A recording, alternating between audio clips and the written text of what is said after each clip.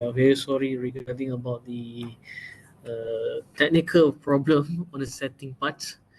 Okay, so let's move to our sharing session about the how to write a good proposal and thesis. Okay, uh, just to share a bit about my background profile. So actually, I'm from the Department of Engineering Technology, Faculty of Technical and Vocationals. So I have been as a lecturer in UPSI since 2009.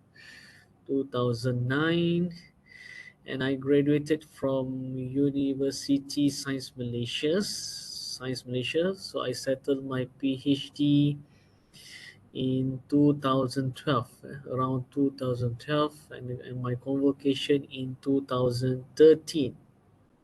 And 2013, so now already 2023, so around 10 these 10 years I already set graduated my own master student, around 7 students, and PhD 2 students, so total 9 students. So 9 students settle within 10 years. And I already completed my research around 13 research, accumulate around almost $500,000, yeah, settled. And regarding my publications, so I already write the number of paper almost reach up to, let me see my latest publications. If you see from my Google Scholar, so my niche area is focused more on TVET, STEM education, construction technology, industrialized building system, and the latest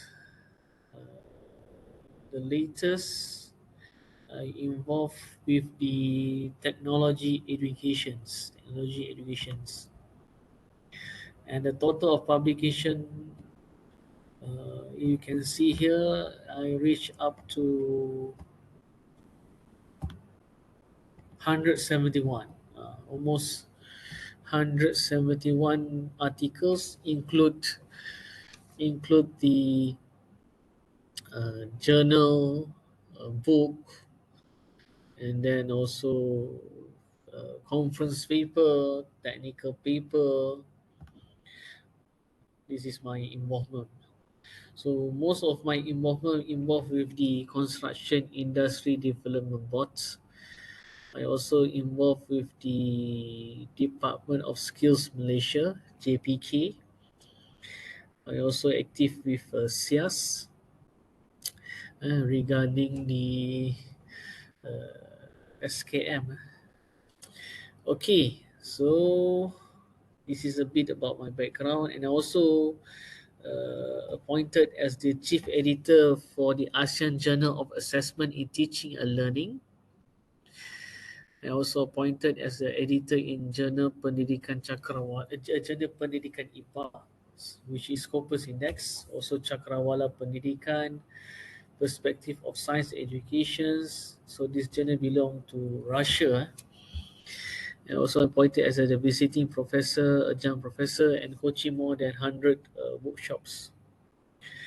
Okay, and this is my book. I publish uh, Pendidikan Technical and Vocationals. I also publish the journal writing and publishing, researcher guides.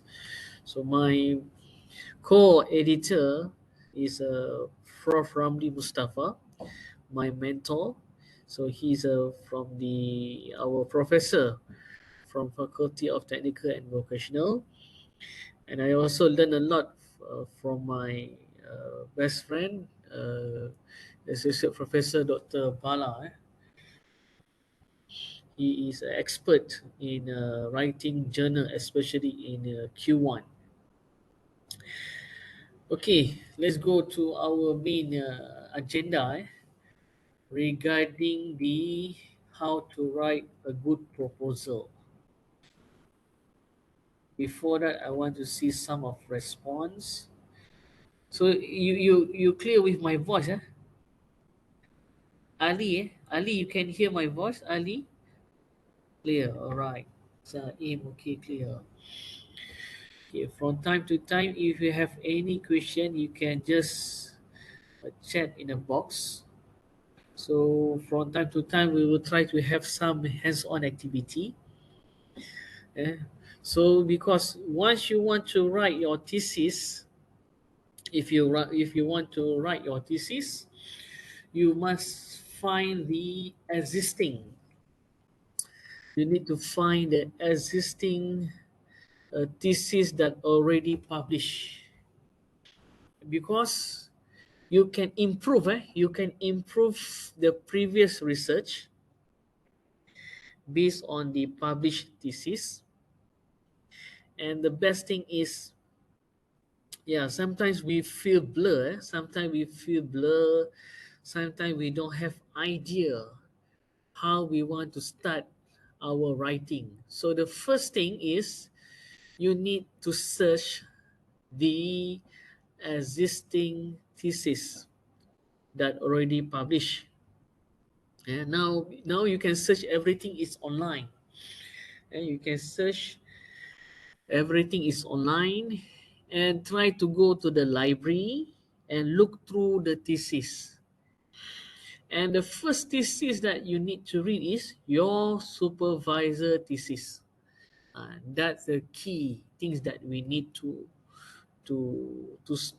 find the thesis first, because you need to know your supervisor writing, how, what is his writing style, so you can learn a lot from there. Because from the supervisor from the supervisor thesis, you can learn a lot, and you can request from his previous students, and you can read through, study, especially the table of content.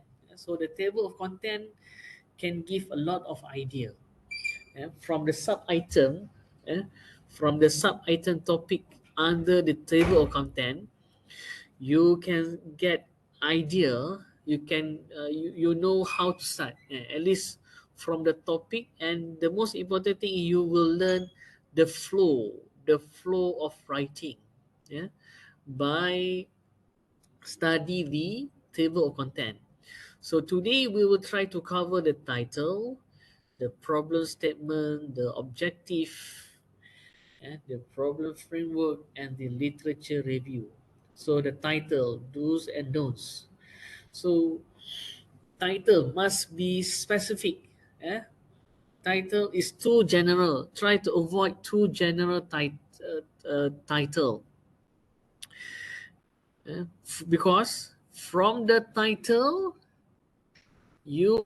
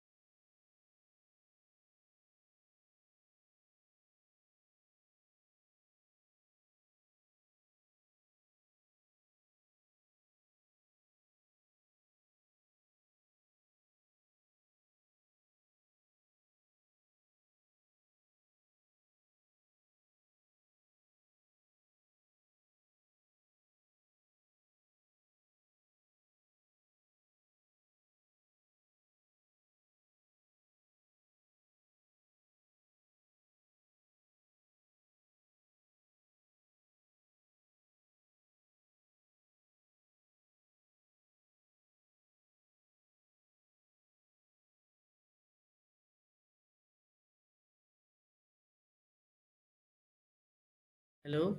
Sorry. Can you hear? Okay, sorry. Sorry, I just got emergency. So I continue my slide, sorry.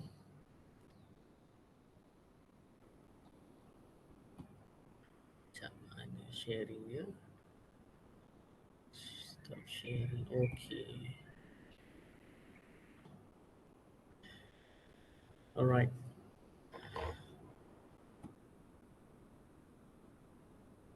So you can see my now my mood is the share. Okay, title. So title. Okay, from the title, you can extract your thesis into chapter 1, 2, and 3. For example, let's see. Choose your title. Uh, let's say you choose your title regarding the. Let me show you something. Okay, let's say you choose your title, an analysis on cost, impact, and strategy of payment among contractors in Malaysia construction industry. So from here, the main the type the key word or the variable inside your title, you will elaborate into chapter 1 and chapter 2. The keyword here, for example, payment. So from the payment, you need to explain regarding the background research and the payment issue. And then you mentioned also about the contractors. So you need to discuss about the contractors issue. And then you also touch regarding the who is your respondent. So involved with the Malaysia construction industry. And then which regarding the education technologies. Yeah. And then you want to use, let's say, apps development, and then involve with this with the teachers who teach for the, let's say, biology subject. So you must discuss regarding the education technology. You must discuss about the apps development, and then which res- who are the responding involved in the study, and which topic that you focus. Let's say you focus for the biology, for example. And then from here, you will elaborate into chapter 1, the surface, which you touch the surface, but the detail you will explain in chapter 2. This is a flow based from your title. That's why the title is very important. You must know what you want to measure. That's why in the title must be measurable. Don't be very hard to measure. Don't do the research which you have very difficult to collect the data. You must make sure whatever topic that you propose, you must make sure that you able to measure. Maksudnya bila anda memilih tajuk tesis, anda perlu memastikan bahawa kajian itu boleh diukur. Boleh diukur dan boleh diambil. Maknanya bila menjalankan satu kajian, pastikan data tu boleh dikutip. And then once you want to measure, it must be compare apple to apple, not apple to orange. Cannot. You must make sure if you want to conduct a research, it must be measurable. For example, you cannot mix. I got one case because I went a lot with the Viva session, and you cannot mix between the teacher and student data. You cannot mix. Maknanya data pelajar dan guru tak boleh dicampur. It must be separate. That's why you need to clear from the beginning of your research Who is your respondent? The teacher, the student, the management, or the uh, parent might involve with your study. So you must be very clear. You cannot mix the data, which means the background of the student must be similar. And for example, if you want to collect for primary school, you focus primary school. You cannot mix the data from the primary school and the secondary school. You cannot mix. And the third things, clear unit analysis. That's why, as I mentioned earlier, you must clear with your unit analysis. Who, how you want to measure. eh? And then from here, later we can discuss if you want to do quantitative, what will be the best thing to analyze. And then we go for qualitative, and we can go to up to quasi experiment. Later I will explain, because these three area of research I have some fundamental when I did for my PhD, so I can share some of the idea how we want to conduct the research and to write your thesis. And then the research is easy to be carried out. Try to avoid the investigation process is difficult, and there are many obstacles. You have you need to spend a lot of time, because usually if you are a master student, normally you will target to complete the research between 1.5 to 2.5 years. For PhD, I think the minimum you will try to complete within 2.5 to 4 years to complete your PhD. And normally, if you want to collect your data for master, maybe the maximum is 6 months. And for PhD, normally the maximum is 1 year. Don't go more than that. Yeah? you must you must conduct the research based on the objective. Each of your objective must be answered in chapter by chapter. For example, normally if you go for the first objective of your research, usually usually the first objective, we want to identify the problem. We want to see the gap of the research. Normally, the first objective will be answered in chapter 2.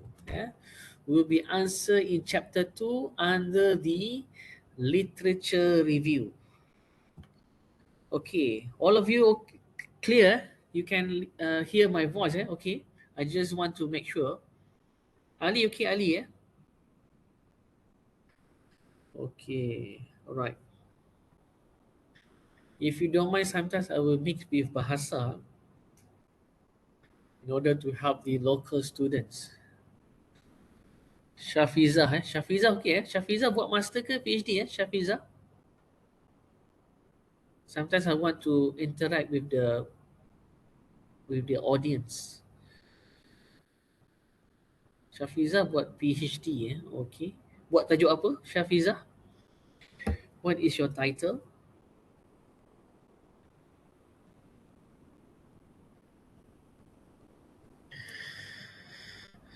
Okay, so I would like to see if you can share your title of your thesis. If you have, please share in your chat box. Later, I will try to discuss based on the audience. I would like to request all of you try to write your title of your thesis inside the chat box. So at least I will try to discuss related to your topic. Boleh?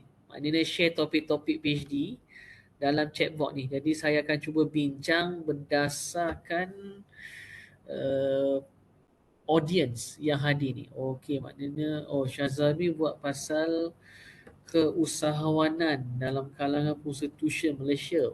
Menarik. Pembelajaran ekspresi seni catat. Okey. Modified flipped classroom. Okay, flipped classroom. Okay. So we have from China student 你们可以听吗？我会讲华语一点点。我的名字是 Dr. Asali。你们可以听吗？Saya bercakap Cina sikit-sikit lah. Apa lagi? Consumer willing. Oh, banyaknya. Ada yang museum. Okay. Alright. So from here, so I will try to discuss the English title first. Let's see. Okay, let's see. I try to discuss one of the topic, one of the topic, the title thesis, effects of a modified flipped classroom on student achievement in English listening and speaking ability. So which means you will have the things that you want to discuss in your chapter 1 to 3, chapter 1 and 2. You will discuss regarding the concept of flipped classroom, and then you also want to measure the English listening and speaking ability. And then my advice is, in your title you need to insert also who is your respondent. Who is your respondent? Which means, let's say you want to focus, let's say Shanghai province, for example. Let's say Shanghai province. You must limit. If you mention like this, maybe you want to collect the whole China. Then if you want to limit your title, to limit your data collection, then you need to insert which province that you want to focus. And then you want to focus for the university student, or you want to focus the secondary student, or you want to focus for the primary student. So you need to brush the title. Yeah. Okay. Alright. Let's see, go to the bahasa. Katakanlah tajuk apa ni? Okay. So Muaz. Muhammad Muaz Abdul Hamid. Ini buat master ke? Muaz? Pengaruh tekanan persekitaran pengukuhan hafazan Al-Quran dalam... Betul. Betul. Buat master. Okay. Alright. Oh, boleh cakap. Ya kan kena mute. Okay. Oh, boleh respond. Alright. So which means you want to measure the environment that affect the student to memorize the Quran among the ISMP, TAFIS, UPSI. So which means you want to see the environment, what the environments that will affect the students to memorize the Quran. So you will have the environment. So the environment, you might want to measure the internal factors, the external factors, and then you want to see the method on memorizing the Quran, and then you are very clear regarding the respondent. Who is your respondent? Later you need to emphasize the student who involved with the ISFE Tafiz Quran. You want to measure the whole batch, or you want to measure the graduated. So you must emphasize. And later, like in the chapter 3, chapter 1, on the limitation of the study, who is your targeted group? Okay. And then another thing that I would like to emphasize, normally for the PhD, what is your novelty? Okay. This one we can move on. We can move on to other thing. Okay. Novelty. Sekejap novelty Okay, alright. So your title must be very clear, can be defined. Studies are based on theory and not on your one's own idea. Okay. Not emotional and has consistent facts. Do not deviate from human logic. Okay. If you want to conduct your research, okay, for PhD level, for the novelty, you must improve based on the theory. You can improve from the methodology. For example, you want to collect data with the Juvana, Juvana, from the Juvana girls, for example, or from the Juvana boys, where they have cases that they have needs because their age is under 18 years old. So regarding the methodology, also you can contribute because I got once because I previously I conduct one workshop. One of this our participant they share in order to collect because the researcher is female, so researcher is female, so she can directly speak with the Giovanna ladies. But for the male, she have to conduct the research by through chat. She can still see the face of the Giovanna's voice, but in order to for the safety purpose, they only can by using the chatting, uh, chatting which protected by the mirror and by the transparent mirror that they can see each other. So the methodology also can become part of the contribution because each of the research they have their strength, they have their own strategies. So strategies in order to collect data also can become part of the contribution or novelty for your research. That's why usually the examiner they are interested with the how you give data. They don't want to see and they dislike to see the end the end of the result, which means they do not know the process. Biasanya pemeriksa mereka berminat untuk melihat proses mendapatkan data. Ah, proses tu contohnya from the policy maker, you have to deal with the policy maker because if you want to get the data from the Juvana or from the any criminal, if you want to get the data, you need to get the permission. Also, if you want to go to the school, also you need to get the permission from the Ministry of Educations, especially for Malaysia. Any school in Malaysia under the government, you need to get the permit. You need to get the approval before you go to the school, and you're not allowed to take any pictures. The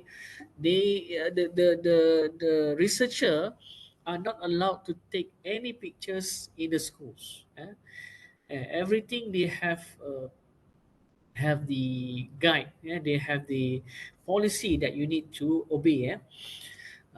That's why contribution in the methodology also can be part of your contribution in your thesis. So the first thing will be the theory, the second will be the methodology, and the third one can be the results. The result also can, and based on the result, let's see, you can improve the the level of the understanding of the student. You can elevate the skill of the teachers. You can improve a lot in education system. And the last thing is the contribution also can be the policy. But normally for the research for the policy is quite is quite uh, is only limited for the top management or the for the ministry level, because if involve the research regarding the policy, you might have very limited access, because it involved with the policy, especially with the educations.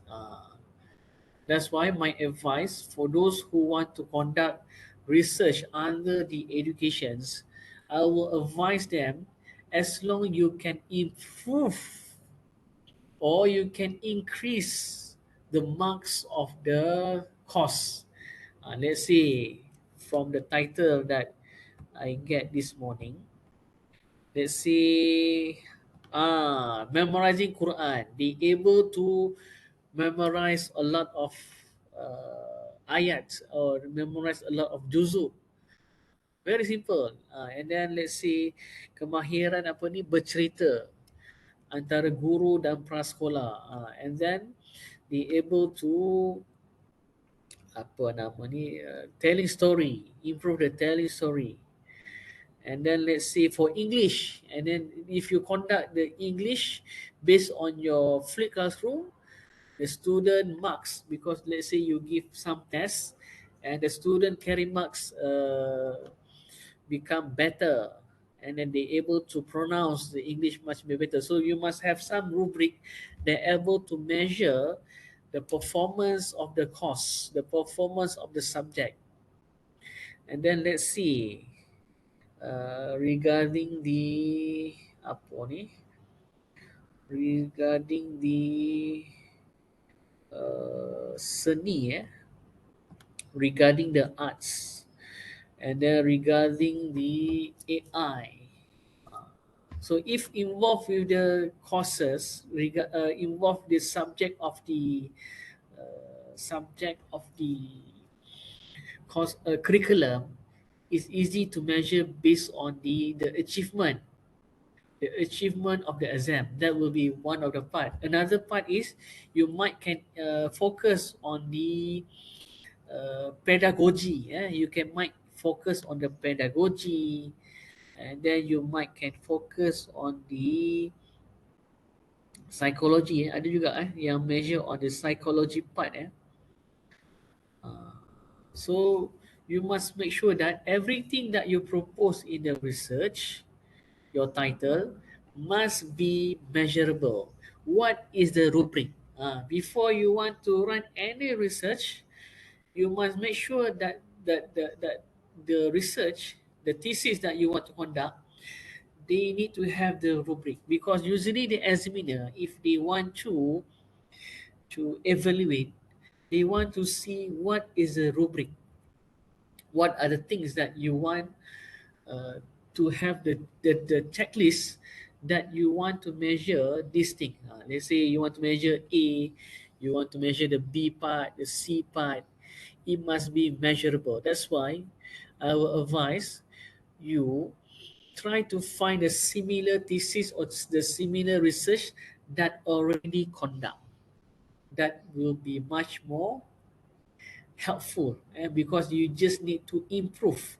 Let's say the research already conduct in Australia, so you want to bring the idea from the Australia to Malaysia. Let's say you find out this model is successful conduct in Singapore, so you want to bring the idea from the rubric from the Singapore to your country, let's say in China. So you need to do the improvement, and the improvement for the survey, the improvement for the interview question, in order to suit with your country, your locality country, let's say in China, in Malaysia, or in UAE, or in Iraq, or any of your origin country. So you can bring the good practice from the other country to your country. So that's why the title that you want to choose is very important. That's why in the beginning of your writing thesis, you need to read a lot. You need to read a lot. Don't just read a lot, but you need to choose the correct, the targeted title. You need to know what you want to conduct your research. You must know what is your key research. Okay. Yeah. You can also carry your research regarding based on your idea, but you must make sure that the idea that you select, it must be logically can be carried out.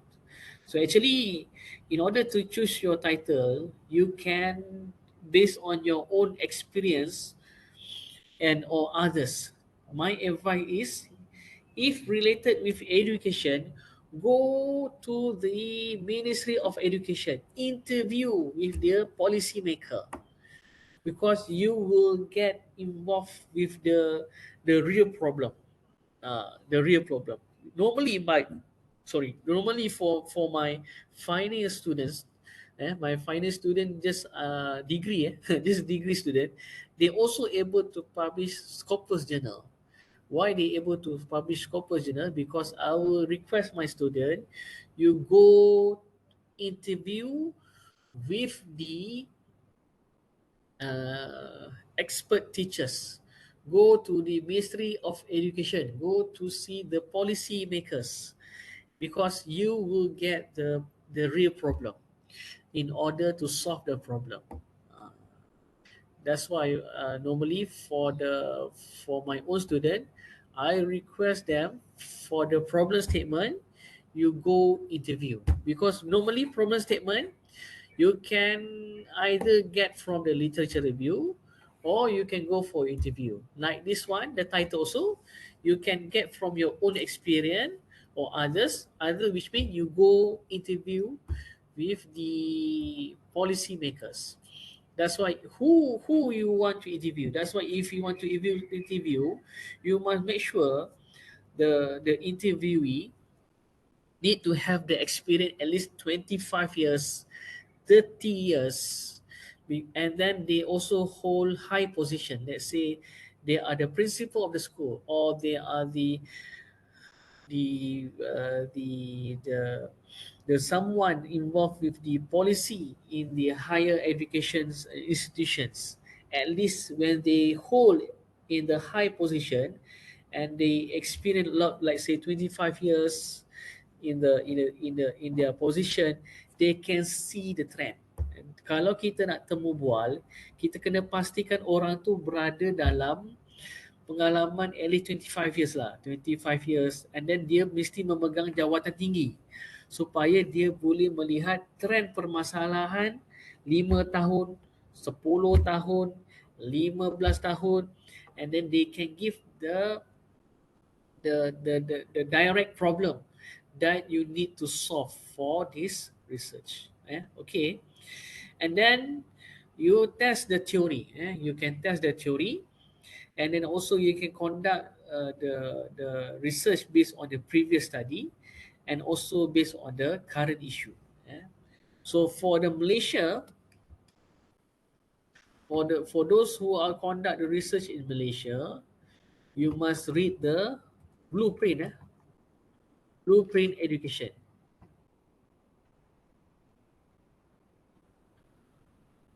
Do you know about this book? I will give the link. Mana dia? This one is already in digital. You can download it. I will share in the chat. Okay. Can you download the document? Tipa. Tipa ada tipa. Tipa boleh download ke? Tengah cuba, Doktor. Alright. Alright, thanks. So yang ini adalah kitab kuning lah. Bahasanya lah. Kalau bahasa orang putihnya Bible lah. If you want to conduct a research in education, this is the Bible that you need to download lah. Ni, Malaysia Education Blueprint ni. 2013 until 2025 for the preschool to post-secondary education. You can check anything. Let's say you want to see about the apa nama ni, teacher. No lah, classroom. Ada tak classroom? Ah, okay, alright. So inside this uh, books, they have 73 discuss about the classroom. Let's say you want to see the classroom issue. You can study by searching the keyword only. Apa lagi tadi? TVET. Okay, you want to see about TVET. TVET ada TVET. TVET got 4. Ni ada TVET nampak ni. Analyze conducted by UNESCO. Whoever want to discuss about TVET, you need to go for UNESCO. UNESCO ke? Ni. Ni. Those who want to conduct research about TVET, you can go to this website. Kejap.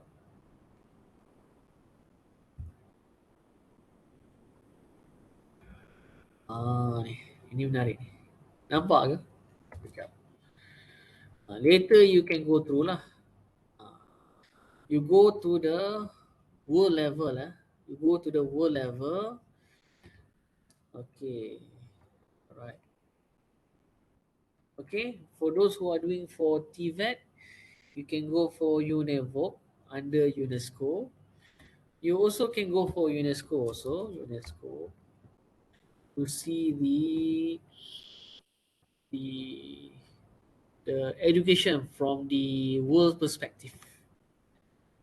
You can read through because they come out a lot of education report here.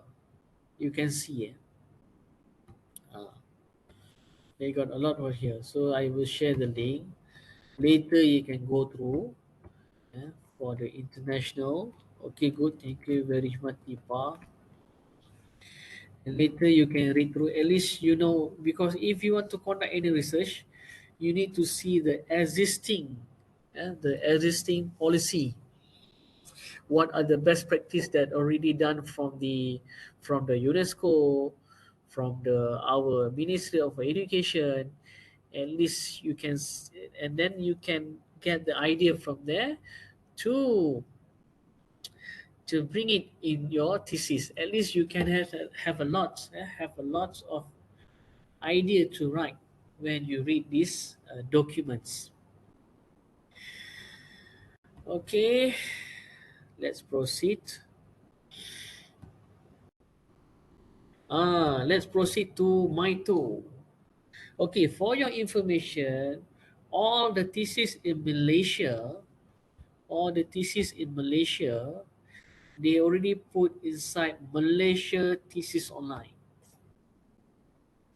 Malaysia Thesis Online. I will share you the link. Let me see.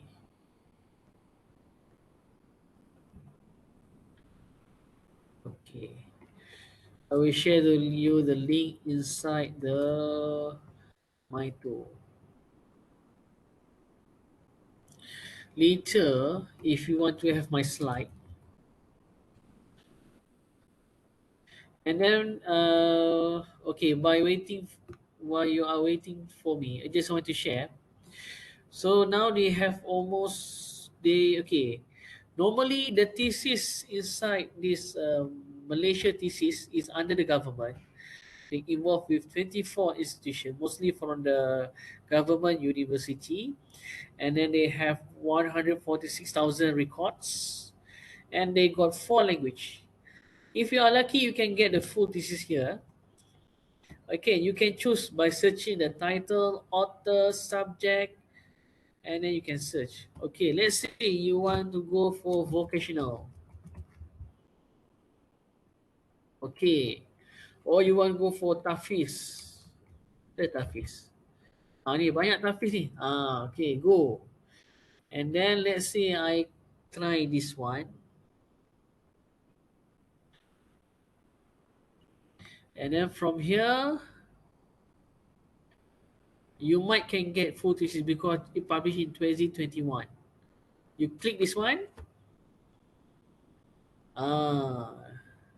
If you are lucky, okay, click here to get view. Ah, everything is here.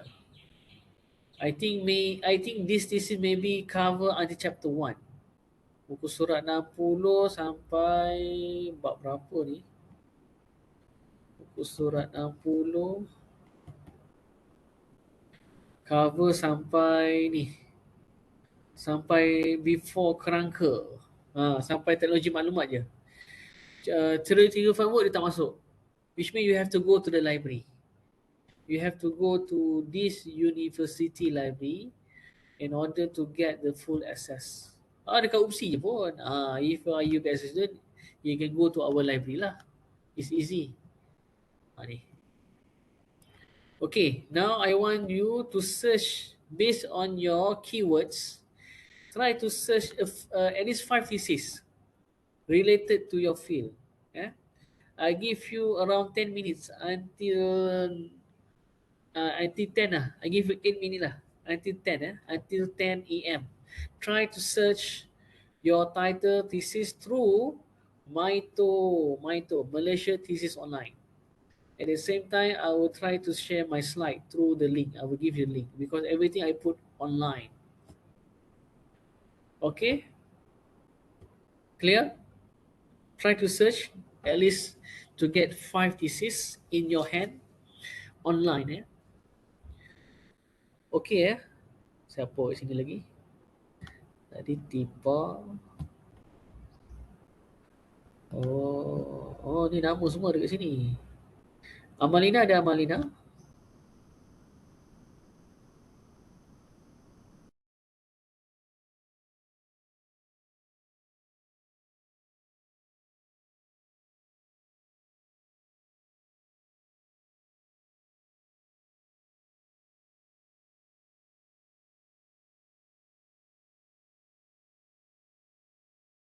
Can you search?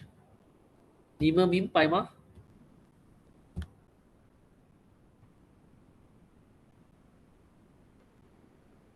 Oh. Azrul ada? Azrul ada Azrul? Kau bukan dah habis ke? Hema.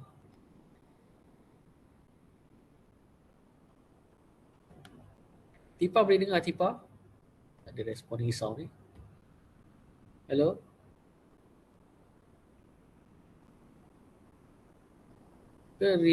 Signal receiving saya slow ni. Risau ni. Sekejap.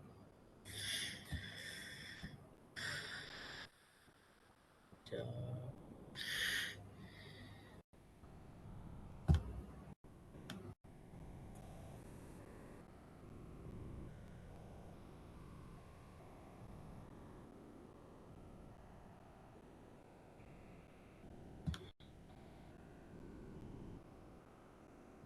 Can. Okay, thank you very much. Okay, try to search your thesis from Maito UPM.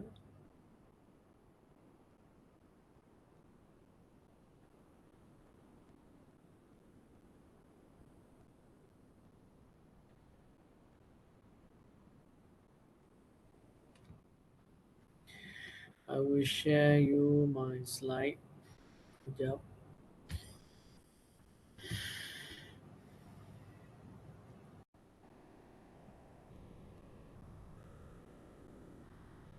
Oh, salah buka ni.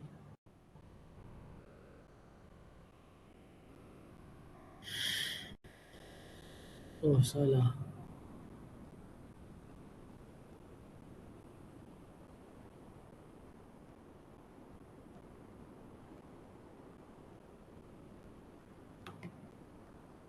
Salah buka.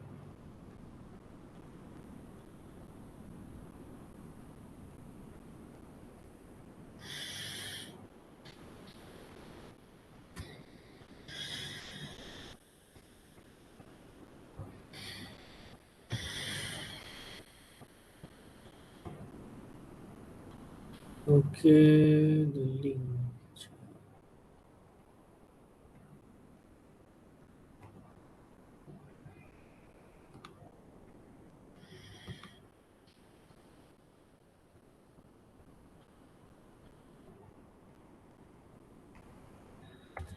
Okay, so my slide you can download from here.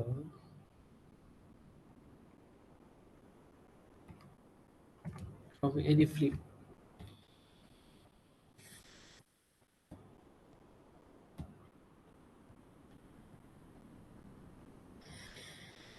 Later, if you want to download, you can go from here. You can download from here. So normally at the bottom on the left side, they will have the button to download.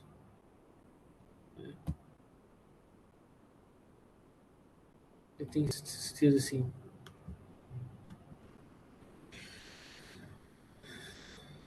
Oh, line slow eh. Line clear ke? Syazwani boleh dengar ke? Bijak seniman. Syazwani boleh dengar ke? Okey tak? Terputus-putus. Saya dah agak dah. Kejap. Kejap. Kejap.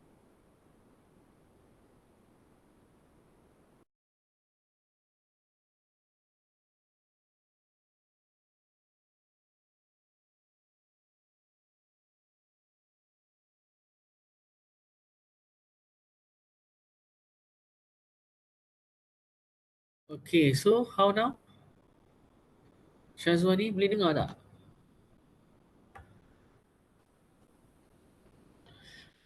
Okay, baiklah saya tukar data. Okay, lagi 2 minit lagi. Hopefully you can find your thesis title.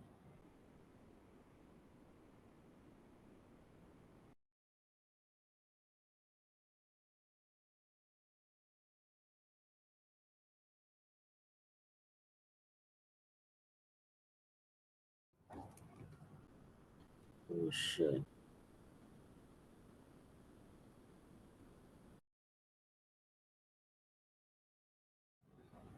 Tuition. Okay. So tuition ni banyak. They got a lot of tuition discussed here. And then for example, from here you can see, so the thing that the keyword here that they measure, for example, the first title nampak ni. If you see, normally they will put where the research will be conducted. Nampak ni. Peranan dan persepsi terhadap pusat tuition di satu kajian di daerah Gombak. So they will focus the district under Gombak. Nampak ni. So they will discuss regarding the perceptions, the role and the perception towards the tuition center. A case study in Gombak, district Gombak. So in the research they focus the perception and the role, tuition center, a case study in Gombak. Okay. Alright. So they focus here. Alright. Okay, let's move because now already 10 a.m. We just discussed the title only Belum lagi bab lain lagi, kejap. Cepat. So allow me to move now already 10 a.m. So hopefully you can get one idea. Idea. Another tool that you can use, Dr. Nadir Ali Ibrahim, research tool by Nadir Ali Ibrahim. I will share you the link.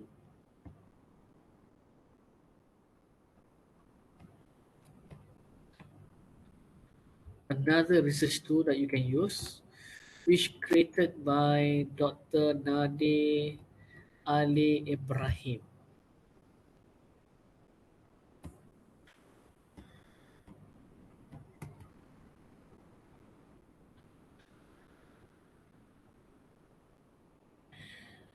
Okay, so what Dr. Nadir Ali Ibrahim did, he put everything regarding the research tool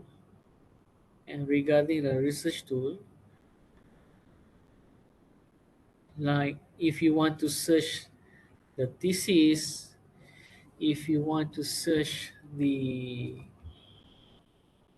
okay, it's quite heavy. Research tu ni dia berat sikit because he put everything here. Sekejap. Tak bergerak ni. Berat.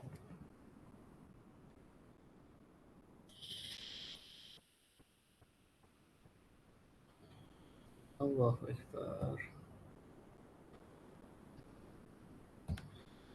Okay. I try to drag to the right side. Tak bergerak-gerak.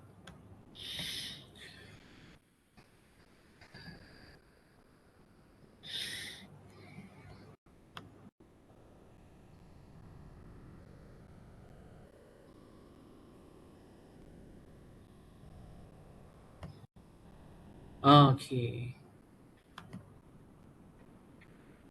Can you open research tool by Dr. Nadir Ali Ibrahim? All right. So he share a lot of tool. Eh? He share a lot of tool that you can use from here. Put your idea and note in order. Writing your literature review. Is guideline for author.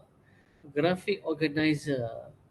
Prisma. For those who are interested to do for the systematic literature review, you can use this Prisma as one of the tools for analyze the systematic literature review. PhD toolkits, paper template, register. There's a lot of here. You can go through and try to see what is your need. You can use it. He put everything here, so it will help you a lot in order to, to help you assist in your writing.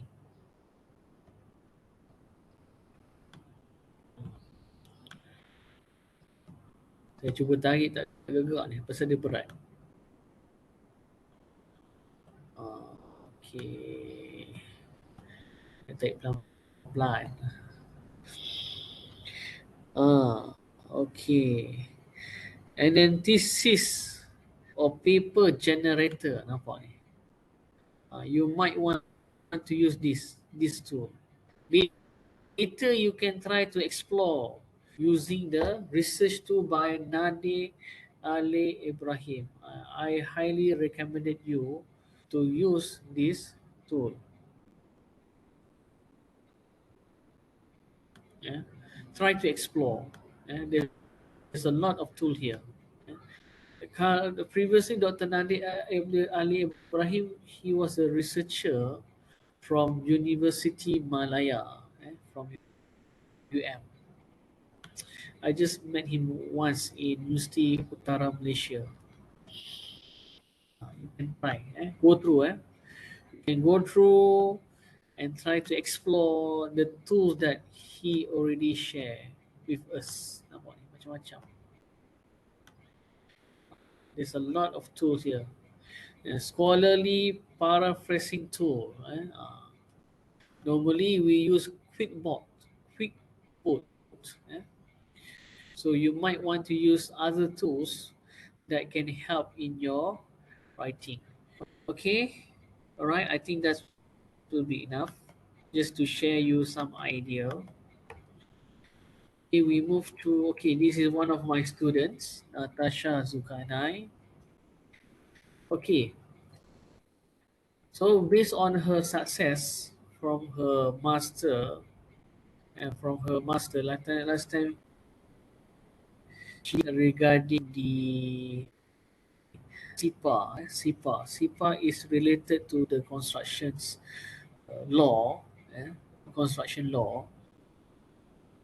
And I was even at the speaker, but I recommended my own student to deliver the keynote speech for the resolution and changes implementation challenges seminar.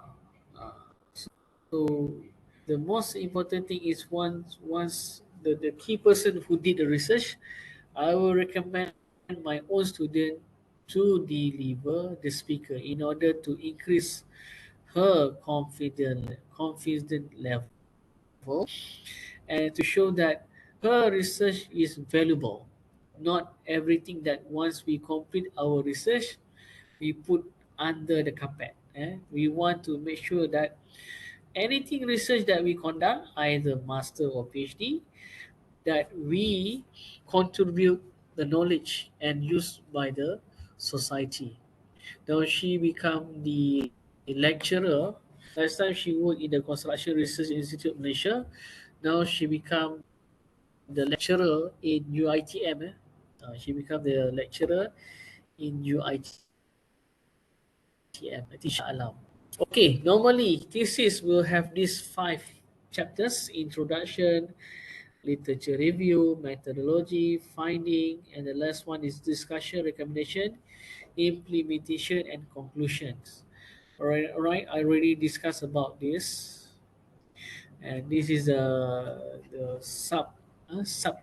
subtopic for each chapter one that uh, start with the introduction, and then with the background research, and then problem statement, objective, research question, hypothesis, theoretical framework, operation definition, study limitation, important of research, and the last one is summary. For your information, for those who are as the master student, for the master student, if I not mistaken, you need to write at least 50,000 words. 50,000 words, at least. Eh. Maknanya kalau nak menulis dalam master full research, at least 50,000 permulaan. Kalau untuk PhD at least 80,000 minimum. Minimum for PhD at least 80,000 words. So you need to divide. Let's say you want to target your PhD settle within 3 years. So within 3 years, let's say for 3 years you got 6 months. Yalah. 3 years you got 6 kali 1 tahun 2 6. You got 6 semesters. So 80,000 word divided by 6 semester, for which means each semester you have to write at least 13,000 words. Anda kena menulis 13,000 perkataan. 13,000 ni katalah satu page thesis tu katalah dalam 300. Maknanya at least 45 pages lah. Which means you can target for each semester at least you need to have at least 50 pages lah. At least 50 pages.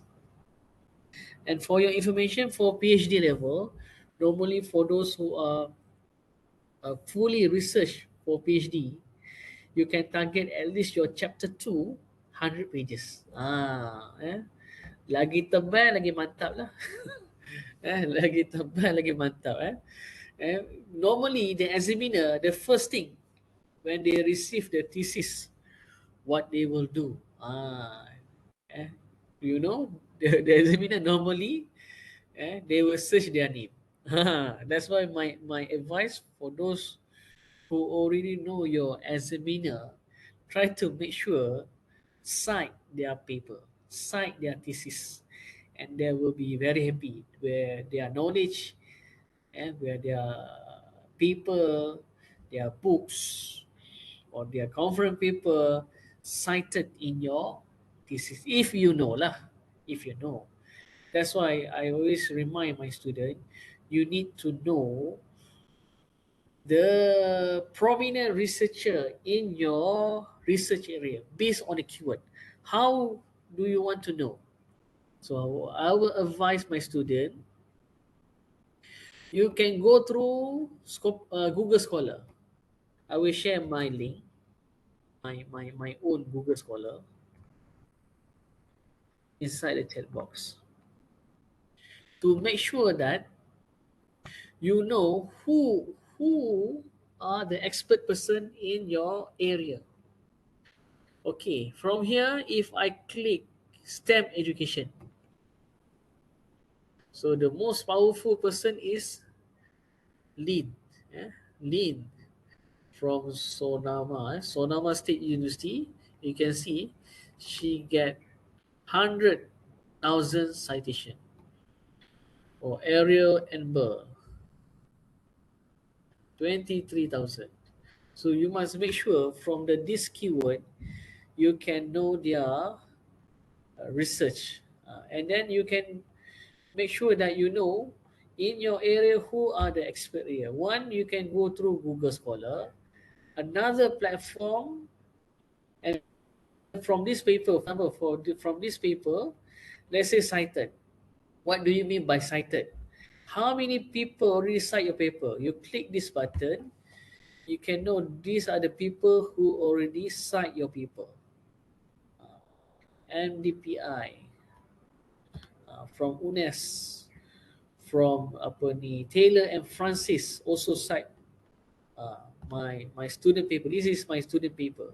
Springer also cite my student paper. You see, this is very good. 2022, recently last year. So if you want to cite paper, you go for the higher citation. That shows that this paper is valuable, which means the paper that written already is good to be cited. Uh, okay, one, you can use Google Scholar, which means you can download. How you want to download? On the right side here, if they mention here PDF, which means you can download the full version. Easy for you. Yeah?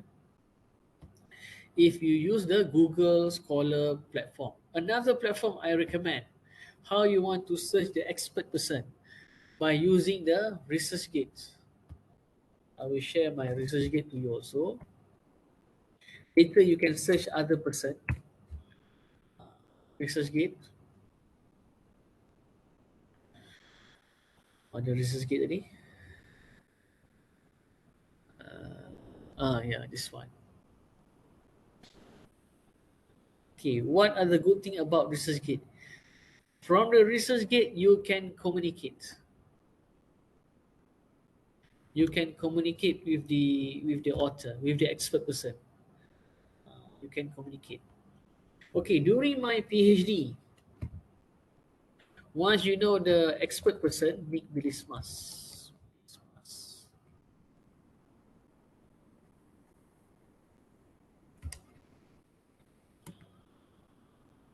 Mana dia? Nick Bilismas. Once you know the expert person, you also can communicate.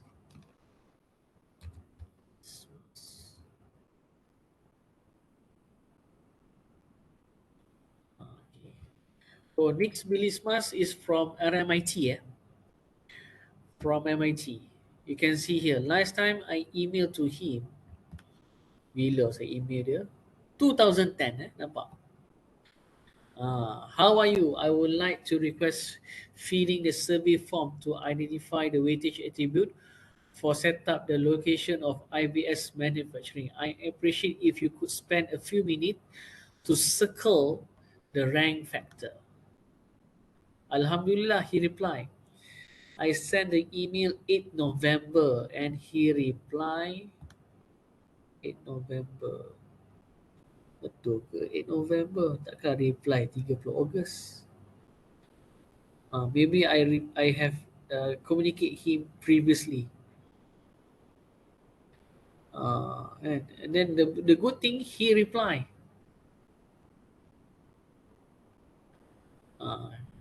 They willing to help you, even though you are a candidate as PhD student. They are willing to help. So Nick Bilismas is one of the experts regarding the construction industry in Australia. He is from the RMIT. Actually, I email a lot, but he is one of the respond very well with me lah. So therefore, it's good. The first step, you search the thesis. The second step, you can explore through the Google Scholar, through the ResearchGate. Yeah, this must.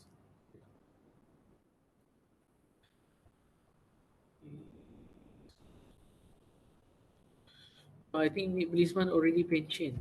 The pension lah. He already retired. Ni Blismas. I think he already retired. Last time I communicate, he already retired already. Ni Blismas. Yeah.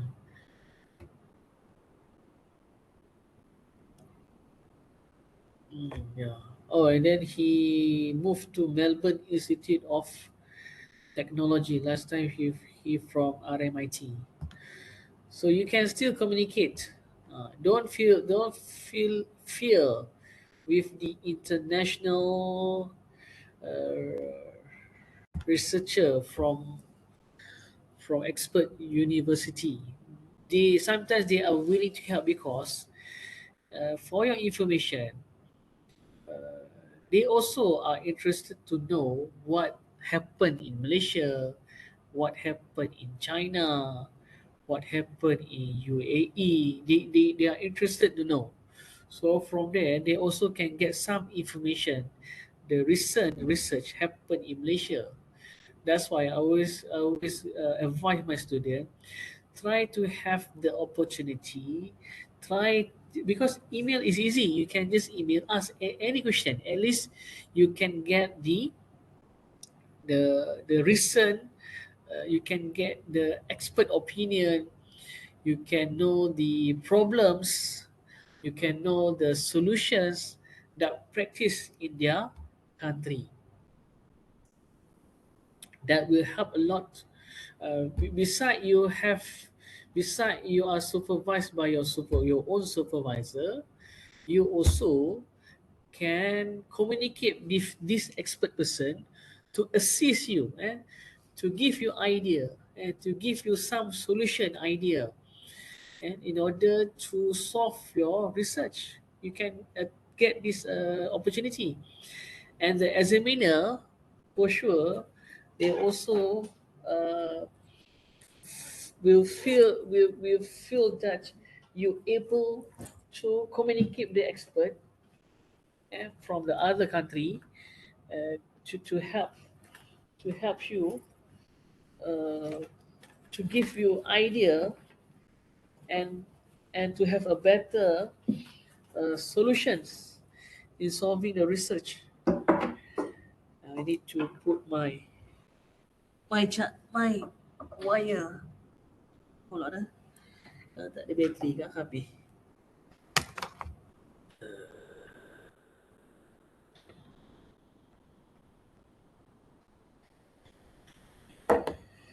Okay, let's move on. Okay, just now I already shared search through the Google Scholar, ResearchGate. Another platform that you can use is Scopus. Okay, for your information, if you want to access the Scopus database, you can access the Scopus database through the server UPSI. If you are studying in UPSI, if you use the Wi-Fi under UPSI, you can just directly access. And you can directly access. But if you stay outside UPSI, let's say you stay in your home, you can access through our library. Okay. How you want to access? You go to this link and then you click login. I will share you the link.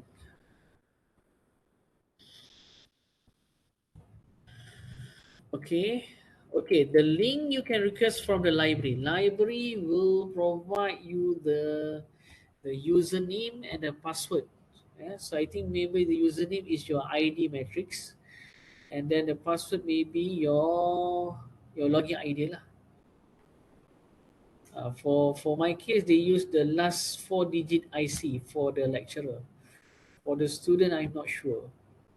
Siapa tahu apa password kalau nak masuk easy proxy UPSI ni? Ada dah pernah access ke? Azrul tahu ke Azrul? Azrul ada Azrul.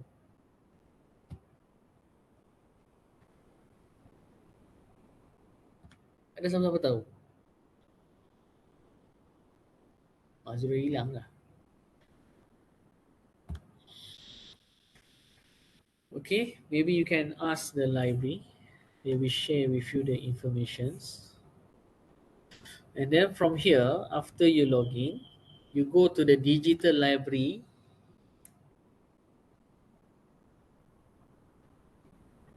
You go to the digital library, and then you go to the database. From the database, you go to the Scopus. Okay, Scopus will be the best database for searching the literature review.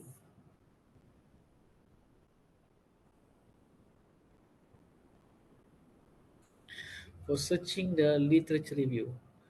Okay, can you go through this website? Can you log in? Ada yang boleh masuk tak? Okay. Thank you very much, Shazwani. So for Shazwani already share that you need to put your ID matric and your 4 last digit IC. Oh, sama lah. Shazwani. Sama. The international student might you have to put your passport. Passport. Your passport, I think. Maybe. You can try. Shazwani dapat masuk ke? Boleh masuk sini? Syazwani dalam opsi ke luar opsi?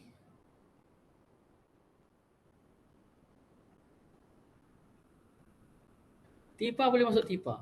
Tipa, siapa lagi tadi? Si, siapa yang respon ni? Tipa, Maisara dan Maisara. Liu? 可以吗？ Liu, Lim Ling Wen. Raini, Putri, ada Putri. Doctor, can you please repeat? Thank you. Repeat on the step. Yes. Okay, alright. So the first thing, you go to the library. You just click the link that I give to you, this one. Pustaka Opsi Edu. Have you login? Dah boleh login ke? Have you login? Yes, can. Okay, okay. Then you go to under e-resources. Can?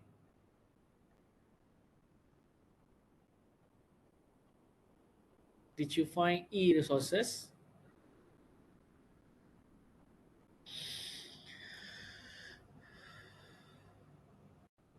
Can, Doctor. You can continue. Alright, and then you go to UPSI Digital Library. Dapat? Tipa? Ni, dah masuk sini dah? Boleh masuk sini? Dah masuk? And then you click. Boleh? Can. And then you click databases. Boleh? And then you choose number 12. Number 13. Choose number 13. Click Scopus. Dapat masuk? Alright, Tiba? thank you, Doctor. Yep, welcome. Betul kan? Tadi Tipa kan? Okay. Alright. So you can put your key research here. Bubur je apa-apa. let's say, tadi mana tajuk dia lagi? Kita ambil tajuk lain. Let's say you want to study about the model of reliable coronary artery disease. Wah, ini mari kita cubalah. Reliable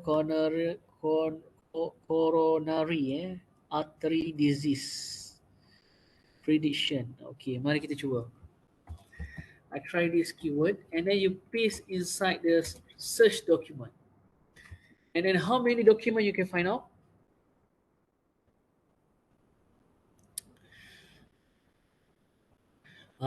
You got around 17, almost 18 now, almost 80,000 documents. Okay, from here, how you want to analyze? You go on the left side, and then it related with the medicine field. Betul ya? Ni siapa ni Mirsa ni? Eka. Eka ada Eka. Eka Pandu, Ya, Cynthia. doktor. Ada doktor. Dari Indonesia. Ya doktor, saya dari Indonesia. Oh, dari provinsi mana? Pekanbaru Riau doktor. Oh, Riau. Oh, cakap macam bahasa Melayu Riau dekat Dekat je, kena saya punya kampung juga dari Dumai, seberang Melaka je. Okay. Ni dekat sana ke dekat UPSI? Tak, saya lagi di Pekanbaru sekarang doktor. Next week lah saya nak defense proposal rencana. Okay. Sempat lagi top up lagi lah dalam slide. InsyaAllah doktor. Alright. So you punya tajuk ni memang kait dengan medicine kan? Betul tak? Kan? Ya, collaboration dari medicine dan AI lah doktor rencana. Alright. So okay, boleh. And then nanti apa ni Eka, kalau nak nampakkan dia punya pattern dia, you can clear under keyword, you click show all. So you can see this research, the keyword dia apa? Nampak ni? Ni. So keyword ni lah. Coronary apa payah nak coronary artery disease Ini sakit apa Artery ke apa? Artery. Jantung. Oh, Cardiovascular disease lah. Okay. Oh, coronary artery ni disease jantung. Okay, ini keyword dia lah ni, nampak ni. This is a keyword. So your title memang cantik lah. Maknanya your title that you choose memang ada dalam database Scopus around 11,000. Almost 12,000 paper lah. And then this is a pattern of the research. So let's say you want to focus apa tadi? AI AI dia. AI kan? Teaching, Artificial ensemble learning and reinforcement learning doktor. So and then if you want to focus regarding the hybrid hybrid assembly Assembly. Hybrid assembly ni apa benda ni? Dia ada dua method doktor. Jadi ada ensemble learning and reinforcement. So saya punya supervisor cakap kena masukkan cuba reinforcement learning dalam tahapan ensemble tu. Okay, let's see, we try reinforcement learning. Okay, mana tadi?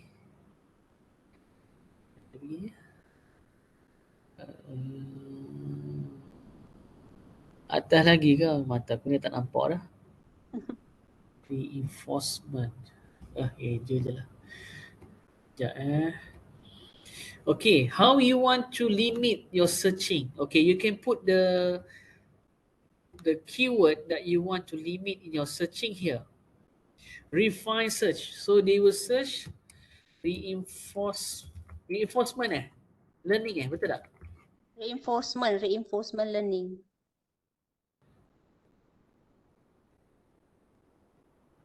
Yang ni Ya. Sekejap. Reinforcement learning.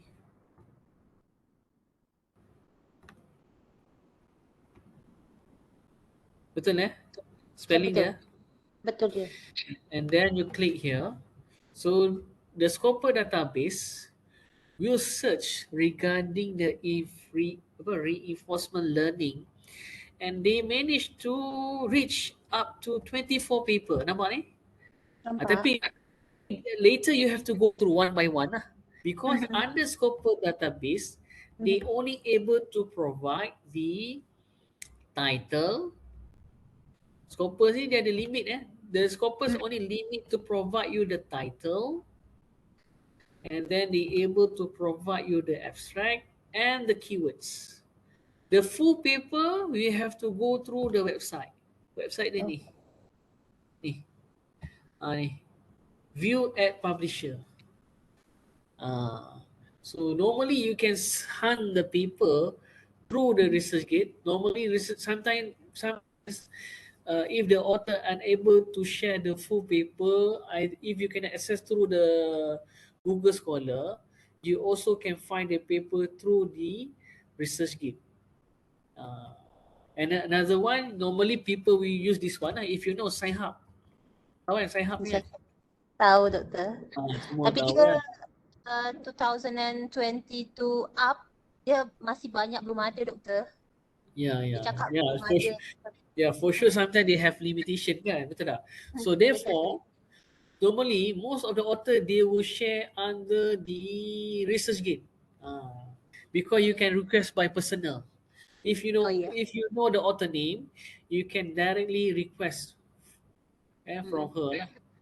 Tapi plus one ni okay, plus one ni open access. Normally under plus one, all the paper is you can download because open access, free lah, no charges. Normally if the author want to receive high citation, they will allow their paper to be download because they want to make sure that their paper to be cited lah.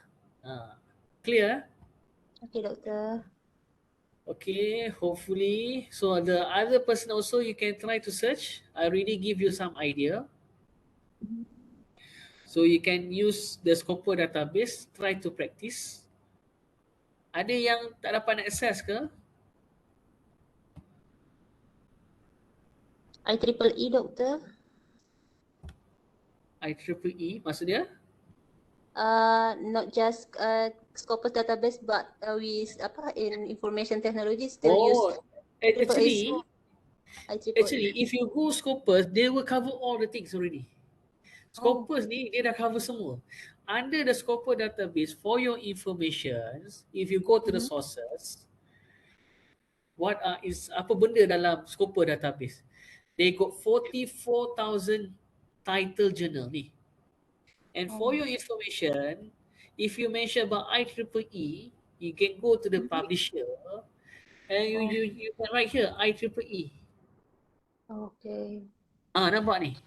Under Ya, IEEE ni banyak ni. Banyak. Under IEEE, they got 345 journal. Maksudnya you tak payah pergi tempat lain dah. You pergi kat Scopus ni, dia dah cover semua dah. Okay. Why most of tak payah ke dia punya IEEE database sendiri doktor? Tak payah. Buang masa. You pergi sini je. Because why all the publisher hunting for Scopus? Why all the publisher hunting for the Scopus index?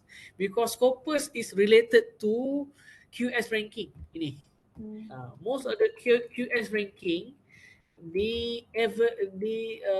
most of the QS ranking, they use Scopus as part of the evaluation.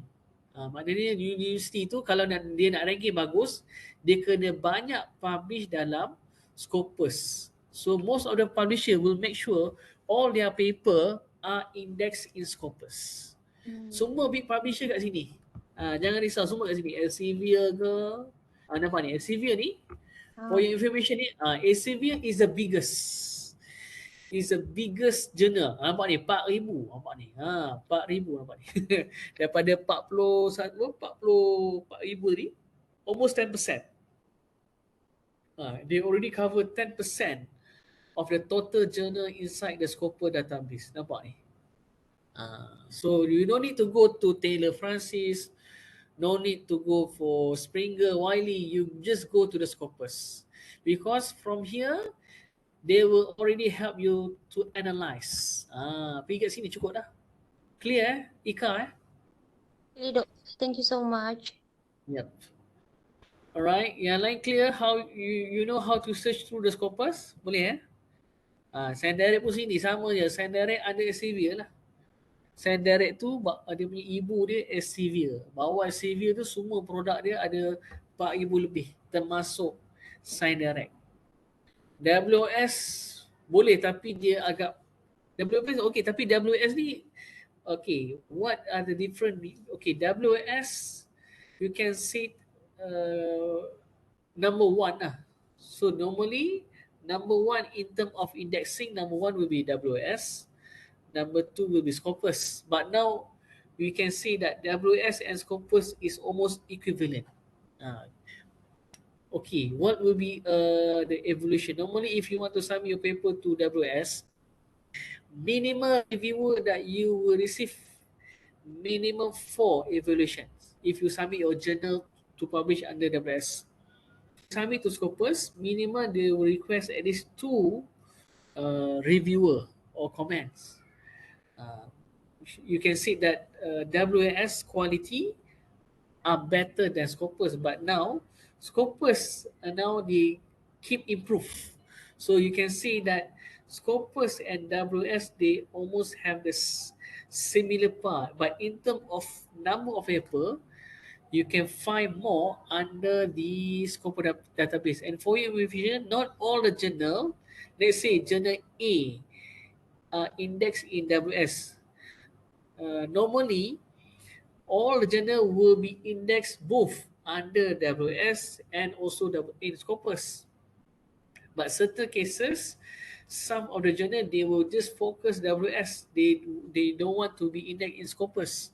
Also, that will happen. But most of the journal they will hunt for Scopus because related with this issue, QS ranking. QS ranking will related with Scopus database. For WS, we will related with THE ranking, time higher education ranking. So both also important. QS ranking will take the Scopus database. THE ranking will take the WS database.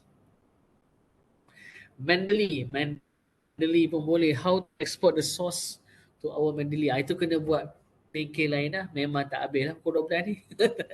Tak sempat saya balik pada topik yang asal. Nanti Mendeley kita cerita nanti. Senang je. Kena kejap. Sempat. You'll need 3 Kejap lah. Saya settle slide saya kejap. Sikit lagi pun baru buku surat 9 tak bergerak lagi ni. Kejap So we move on. Okay. Chapter 1. Most critical section is the problem statement. Okay. Problem statement, as I said previously, you can relate it to the curriculum, policy, and you also can get from the statistic. Statistic. So let's say you can get the statistic result from the Ministry of Education.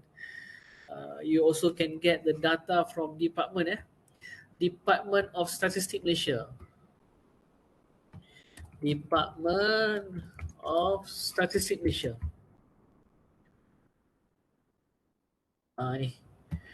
You also can get any data related to Malaysia from the Department of Statistics Malaysia. Now is under the Ministry of Economy. I share you the link.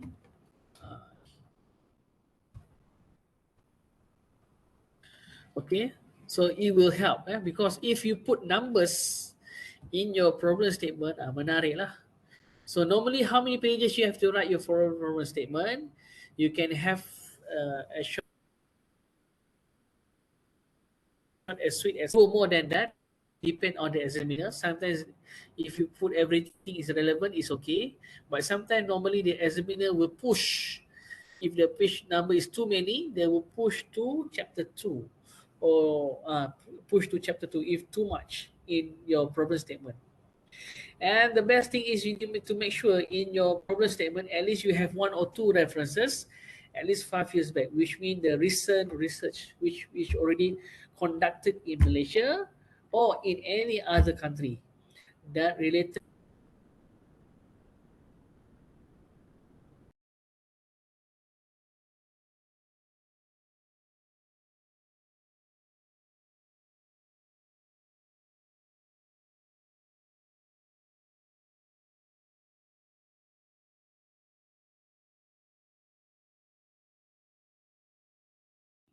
If you go for your presentation, it's good to show like this, which means you put the statement and followed by the references.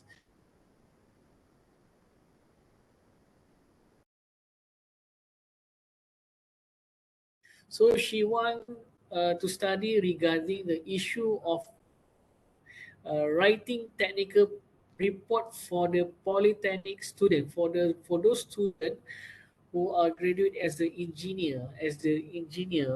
So they must be able to write technical report in English. Because normally if they work in the international company, they also might need to able to write in English. So Dr. Siti Fazlina, so she study and to get the problem statement regarding curriculum, material, lack of communication skills is good, which means you put everything supported by the references. Okay, this is one of the way how you to show when you do your proposal defense. Okay, this is two of my students. Okay, we move to the objective of the study. Oh, sekejap. You all nak break kejap ke? Boleh bernafas lagi ke? Doctor, I Takutkan have semua one sebab. question. Ya. If you want to refer literature review, you said that it must be 5 years earlier, right? So is it Yep. the same goes to books if you want to refer books? Book no need lah. Book Okay. because the book is the father of the theory. So theory tak ada masalah. But Alright, book, thank you. if you want to get the latest book, also you can go here. Google book. Semua ada. Try to find the latest version. Sini. Mana tu? Bukan earlier 5 years back. Earlier mana ada. 5 years back. Okay, Google book ni kat sini. Semua buku ada. Apa nak Creswell.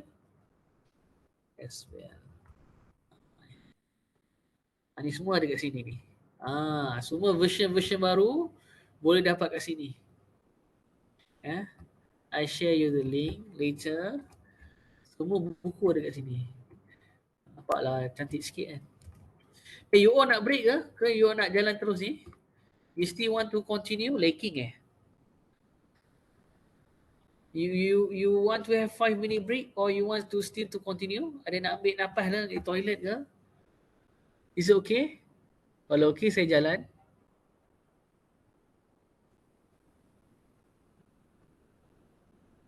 Okay break break lah pasal mau meletup. Okay, we take 5 minute break so at least you can have your coffee, you can go to the toilets. So we will start back at 10:50. Sambil-sambil tu kalau ada soalan boleh tanyalah. If you have any question you can just direct ask me. Sambil tu saya minum air kejap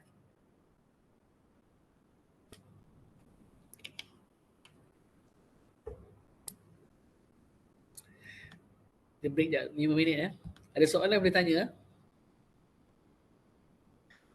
Kita break dekat Okay. Doctor, what is actually different about introduction and problem statement? Because almost introduction we have literature review, almost the same with the problem statement. Okay, the difference between the introduction and problem statement. Okay, if you base on this, if you base on this, Okay, introduction is only, okay, introduction will touch the surface. Maksud dia introduction ni, they will touch the surface of your research. Which mean in your problem statement, you need to go into the detail regarding the problem that you face. So Saifullah, Saifullah ke tadi? Tadi yang tanya Saiful eh? So Saifullah, what is your research title? My research title talking about development of mobile tourism framework based on TAM and hosted culture dimension. Mobile Tourism framework. Mobile tourism framework. Okay, let's see. Maybe in the introduction you will discuss regarding the tourism issue. Yeah. So but then you want to touch about the mobile. So what are the concept mobile that you want to bring? I just want to understand what are the concept of mobile that you want to bring? Mobile tourism. My framework purpose, I try to combine with two method. I mean, TAM method. Is And it this one also, you want to show? Mobile tourism, Saifullah? Is it this one? Mobile tourism? sorry, doctor. Mobile. Is it this keyword that you want to highlight? Yeah. Okay, continue. Explain.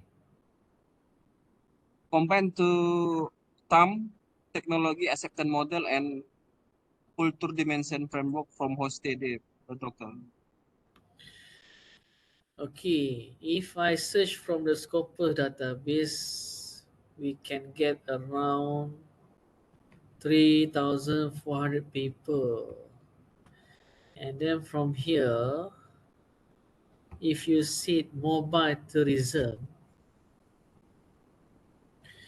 okay, tourism by itself have around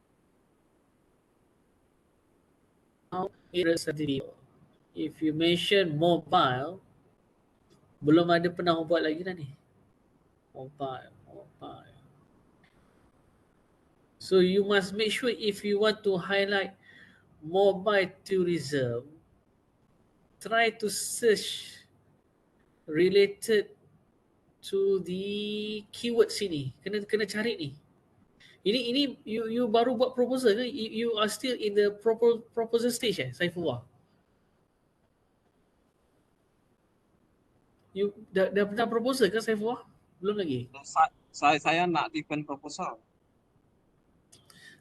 So my advice, try to search under Scopus database under these three keyword. Cari kata kunci di sini. Takut nanti yang kata kunci yang you pilih dia mesti related sini. Maybe you need to match your idea with the existing keyword. Kadang-kadang bila kita nak deliver our research, we must make sure that our keyword fall under the Scopus. Nak cantik dalam Scopus ni, biar keyword tu related. So kat sini yang ada tourism industry, tourism destination. Jap, I try to search tourism dulu. If we search tourism, under tourism, you can get around 144,000 people. So from 144,000 people ni, and then you go to the keywords. So these are the things that they will do. Tourism development, destination management, market, economy, behavior. Ni dia punya ni. Attractions. Ni dia punya keyword dekat sini. Try to refine back. Try to read through. So far your paper ada tak related with any paper apa yang you baca related dengan konsep mobile tourism tu, ada tak? Related dengan kultur, doktor. Kultur, Kultur, culture ke? culture, Culture. ya. Ya. Culture, okay. If you want to cross with the culture, jap, you might put the keyword here, culture. You must play a lot with the Scopus database. So at least you can see the pattern. Apa pattern research? Kat sini je. I think might you have to change. Might lah, but you discuss first with your supervisor. So my advice is try to find the keyword here. Macam ni, heritage tourism, dia dekat sikit lah. Heritage tourism, kalau nak eco boleh, tourism management boleh, ini. Ataupun sustainability ni ada. Ni cultural tourism ni ada. Kalau you pilih cultural tourism ada. Ni ada 894 paper. So at least you can see the concept you want to bring related to your research. So it will help you once you to write the introduction, you go to the surface. Problem, you have to go into deep because you need to get the real problem. Normally for problem statement, easy. Problem statement, you will provide the statistic tourism.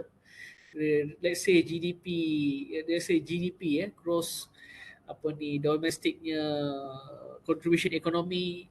Let's say tourism is among the highest contribution, and let's after PKP, most of the country, the main income is the tourism and tourism sector, because other tourism sector involved with the hotel, involved with the food, involved with the transportation, involved a lot of human that will help increase the wealth of the economy of the country. And then under the problem statement also, you can also beside you provide the statistic, you also can run an interview. You can interview the expert from the tourism ministry to get the real problem, to help to define your real problem. That's the difference between the introduction, totally the words, but under the problem statement, you provide the solid, the solid statement, the solid justification, the solid statement to shows the real problem between the difference between the introduction and the problem statement. Boleh saya Fuah? Boleh Prof. Thank you, doktor. Terima kasih. Yeah. So we move on. Dah pukul dah. Kita punya break dah cukup So break kita dah cukup dah. So okay, objective. So the objective of the study should be specific, measurable, accessible. Accessible ni maksudnya boleh dicapai lah. Boleh di-access. Jangan buat research, data setahun tak dapat-dapat. Itu bahaya. Kalau dah setahun tak dapat-dapat, janganlah buat. And then realistic and suitable. Realistic, you must make sure that if you want to collect data, if you, let's say, okay, if you are, let's say you are a master student. If you are a master student, normally a master student, if you have complete chapter 1 to 5, you already pass for your Viva. Cukup dah. And you don't need to collect one whole Malaysia. If you are a master student, jangan collect data the whole state in Malaysia. Jangan, tak logik. Memang tak logik, not realistic. For master student, at least one district, or if you want to go bigger, you go one state pun boleh lah. Tapi make sure that you able to complete your data within 6 months. My advice is within 6 months cukup. Jangan pergi lebih-lebih. Because normally for master student, if you have complete chapter 1 to 5, you are already passed for your Viva and lulus. But for PhD, different. For PhD, they want to see your novelty. Either you improve for the methodology, you improve the policy, or your result your application that help the school, that help improve the apa nama ni, teaching and learning, improve the pedagogy. If you come out a product like apa ni, apps development, so that are the things that you need to make sure that your research when you conduct is realistic and suitable with the duration of the study. These are the things that I highlight. Must be suitable with the duration of your study. Yeah? You must know when you want to stop. Once your data is enough, you need to pull the handbrake. Kena tekan handbrake, tarik handbrake. Uh, you need to know when you feel that your data is sufficient. Eh? Okay, objective writing need to be in the form of verbs related to the field and their respective research levels. Okay, for example, this is my own PhD. So normally the first objective will want to study the appropriateness of precast manufacturing. Normally for education, we want to study the needs. We want to study the problem and what are the problem, what are the needs. So that will be answered in chapter 2. Normally the first objective will be answered in chapter 2. And then to determine the site selection criteria for precast manufacturing plant, and to incorporate spatial criteria with decision maker preference with using GIS, Geographical Information System, yang pemetaan tu, analytical model, in deriving potential site for future precast manufacturing plant. That will be answered in chapter 4. Because my PhD I got six I got six chapters now. 6 or 7, saya lupa dah, 7 kot. Okay, for those who are doing for DDR, design and development research, so the objective number 1, mengenal pasti and identify the need, ataupun mengenal pasti keperluan instrumen pentaksiran kemahiran motor, psikomotor bagi murid bermasalah pembelajaran, for the special needs students. So, and then the second objective, membina item instrumen. Nombor 3, mengesahkan, validate the instrument. And for those who are doing for qualitative, so the first objective will be explore the knowledge and the knowledge of the students regarding the sustainability, how they want to uh, manage manage decompose a solid waste compose. And the second objective will be analyze the technique how to process the decomposed solid waste from the school level project. And the third objective will be to propose the framework as a guideline to do a compost project in the school. So the number, okay, DDR and the qualitative, these two research is for the master. These both are from my own master student. Okay, I think that will be clear regarding the objective. So you must make sure that your objective will be answered in the chapter by chapter. That's why I will advise my student, you must make sure that each objective that you highlight, you must know where we will answer in the chapter, and that what are the things that will be measured. That's why we always highlight that the objective need to be specific, measurable, accessible, realistic, and suitable with the duration of the study. Okay, now we move to conceptual framework. Okay,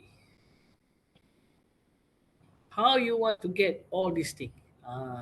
How you want to get this all item? Yeah? In order to get all these items, normally I will advise my student based from this literature review. Eh? Based on the literature review, you can come out this all thing. I will explain in the chapter 2. In order to come out this framework from the Dr. Bala, you can from the, let's say you want to come out a module. From the module, let's say if these are the module that you want to come out. So what are the method and quantitative? What are the things that you want to measure? And the right side will be the output. So you will come out this thing. So you will come out creative thinking, fluency, originality, creative product, qualitative feedback are the data that you collect from your method that you use in your research. So this is the conceptual framework. Yeah. Okay, I will give you idea. All right. Chapter 2. Yeah, so chapter 2, for PhD level, you can go up to 100 pages. Yeah. 100 pages also can. And how you want to write? For each paragraph, try to have at least one reference. The more, the will be better. And then I would like to highlight that each paragraph, no, not each paragraph, each table and figure that you put inside your literature review, you need to explain. Uh, don't just put the figure and table inside your thesis without detailed explanation. You cannot put all the words inside the table. The table is as the idea, as the presentation, as the big pictures. If you see the figure and table, it will help you to give the big pictures.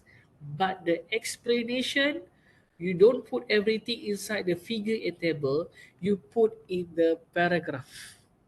You must explain first and then follow by the table and figure. I will show you one of the paper how you want to put your explanation. I will share you the link later.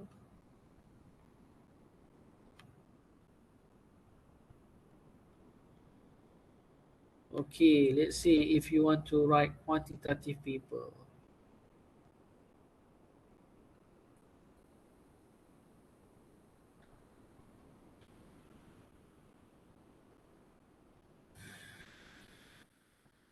Okay, all right. For example, I have this table. So this table, how I get? I get from here, Scoper database. Uh, from the Scoper database, let's say just now I managed to get around 24 paper. Mana tadi? 24 paper tadi.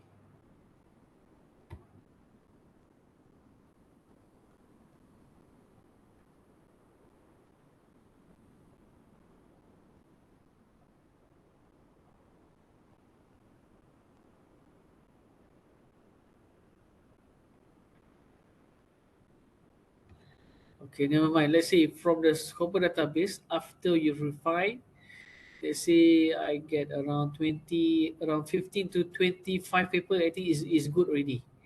And dapat dalam 10 ke 15 ke 20, 25 tu banyak lah tu. 25, 20 pun dah okay dah. If you get around 20 paper, let's say,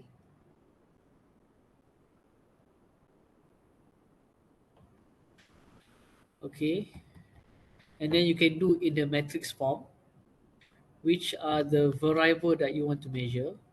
Macam yang Saifullah tadi, katakanlah dia pilih tourism, apa benda dia nak ukur sini? Development ke, apa tadi, cultural ke, ataupun dalam cultural later, you can have the sub item lagi. What are the thing involved?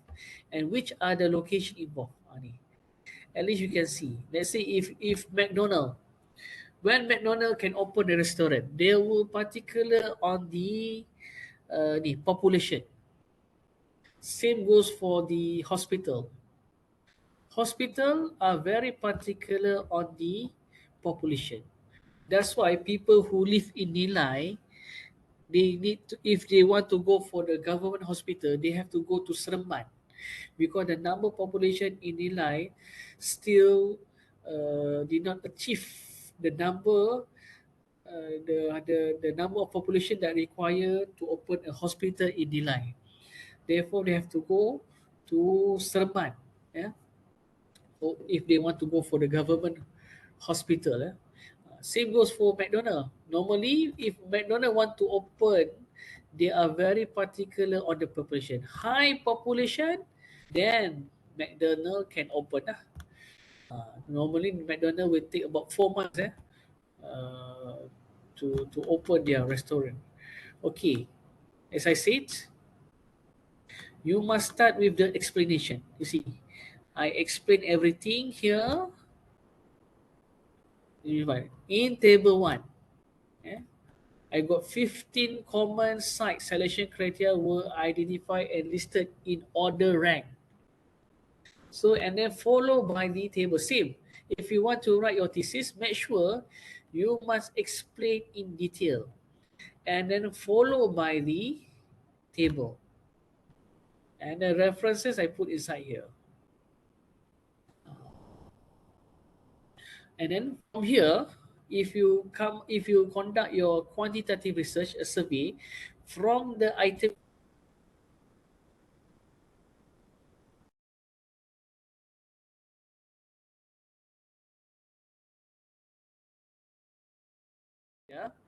you can convert the 15 criteria into question, into description to do your survey.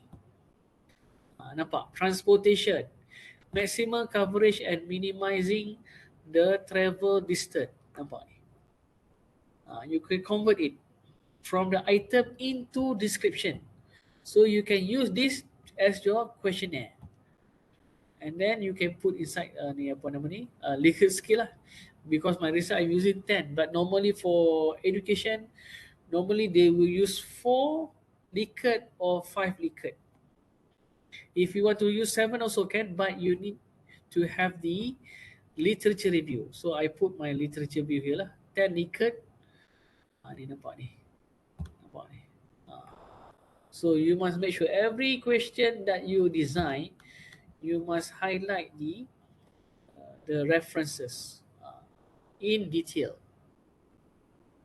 Okay? Ada apa soalan tanya tadi? Tak ada apa kan? Can we present a summarized fact table? I will not advise. Table is only as present.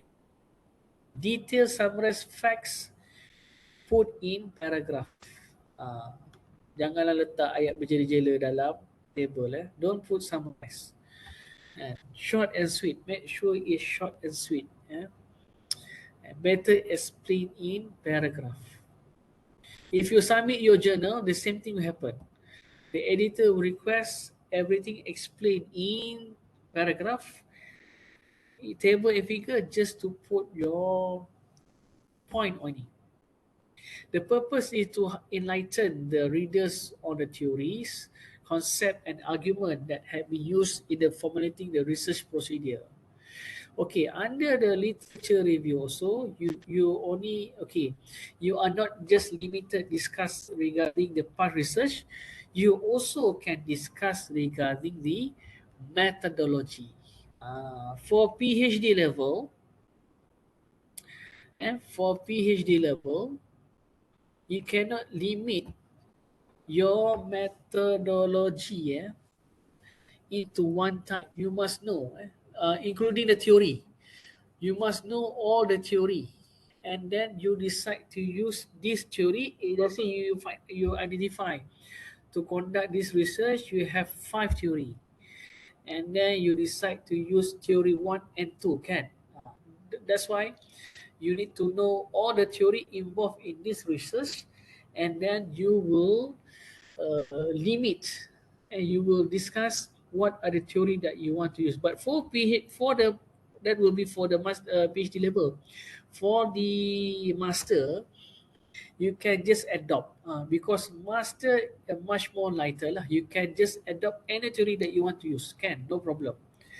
uh, yeah, let's say if you conduct a research regarding the qualitative, so you want to use the analyzing data. Okay, in the previous research you can find out the apa ni in vivo, atlas ti, you can use the content analysis, and then you decide to use which one. Let's say you decide to use in vivo, so you must justify why you want to use the in vivo, for example. Okay, this is the similar thing that I show on my previous paper. Okay, but I will not advise you to put everything like this. Try to put like the previous one I did. Actually, you can write everything in a sentence, but my advice in the table, try to highlight the important gist only. So from your literature review, if you use your Scopus database, you also can analyze the things through country. Let's say tourism, and let's say tourism.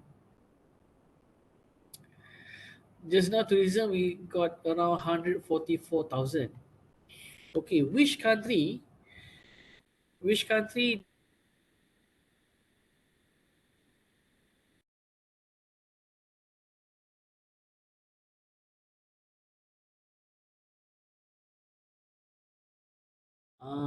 ni nampak ni.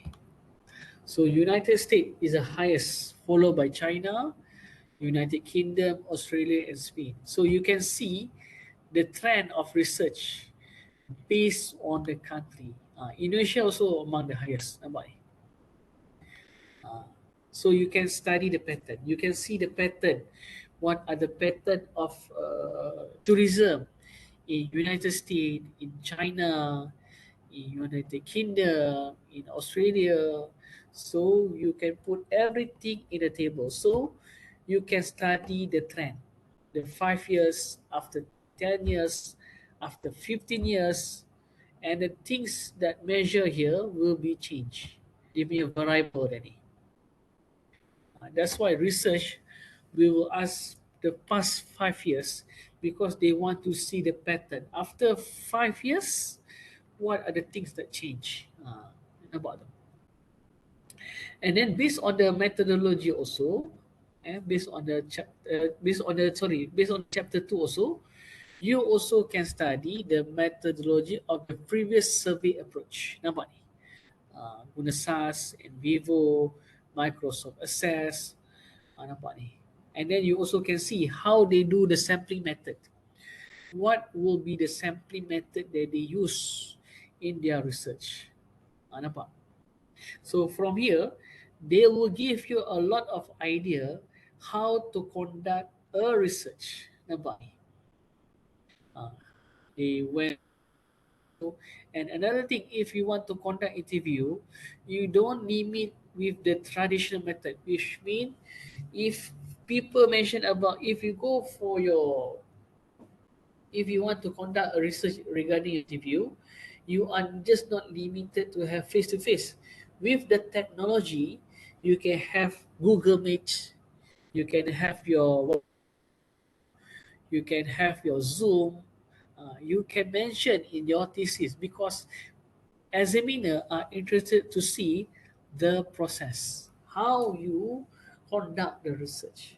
For example, problem statement, you conduct an interview because you want to identify the need, you want to identify the problem, and then from the interview, you conduct a survey. You can conduct a survey. Under the survey form, let's say you have just like my just now, I got 29 questions. At the end of the survey, you can put one section open-ended. Open-ended, which means any idea they can put in the written in the survey form. So which means your data you will collect based on the survey, and also open-ended, which means qualitative. which means you can your research you still conduct as a qualitative interview or open-ended session as the support to support can eh? uh, so at least your research still quantitative, but the interview just to help just for the initial stage.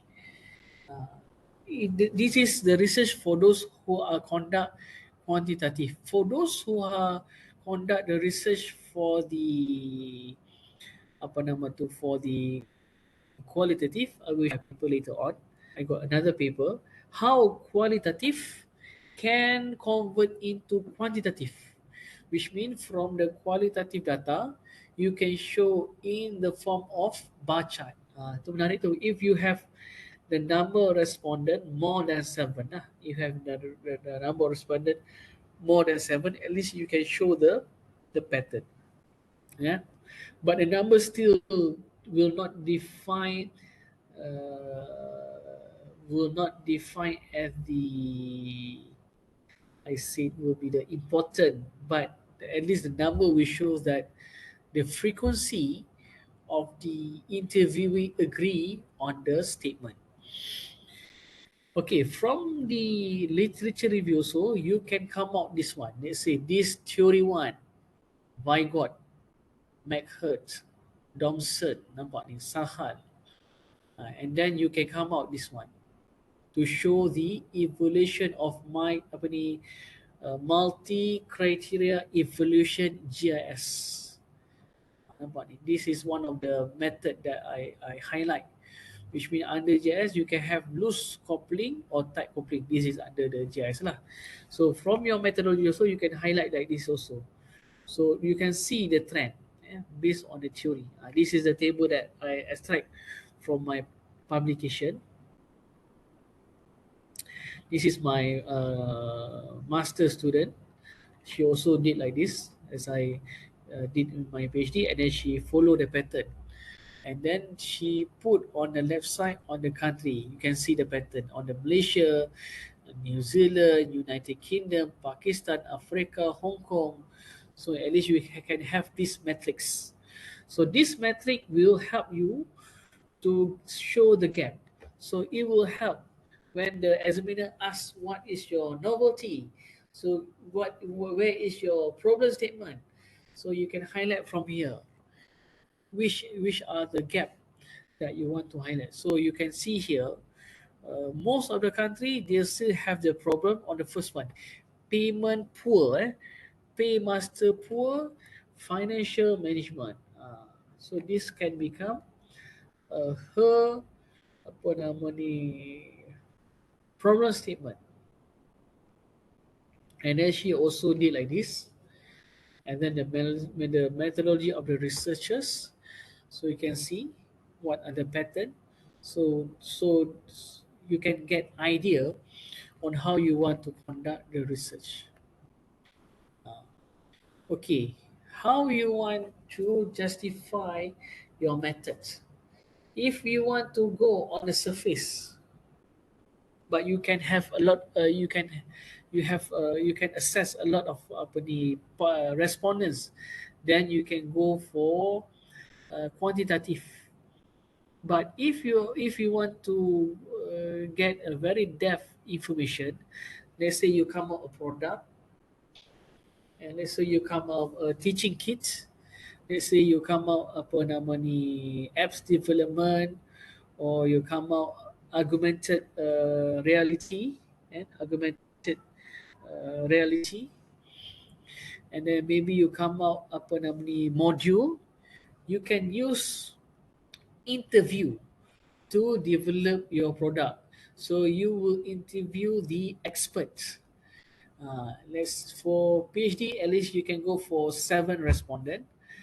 For master, maybe you can go up to 3 to 5 respondent.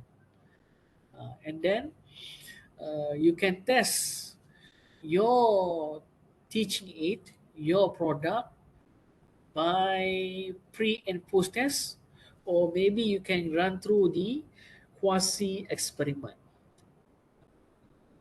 Okay.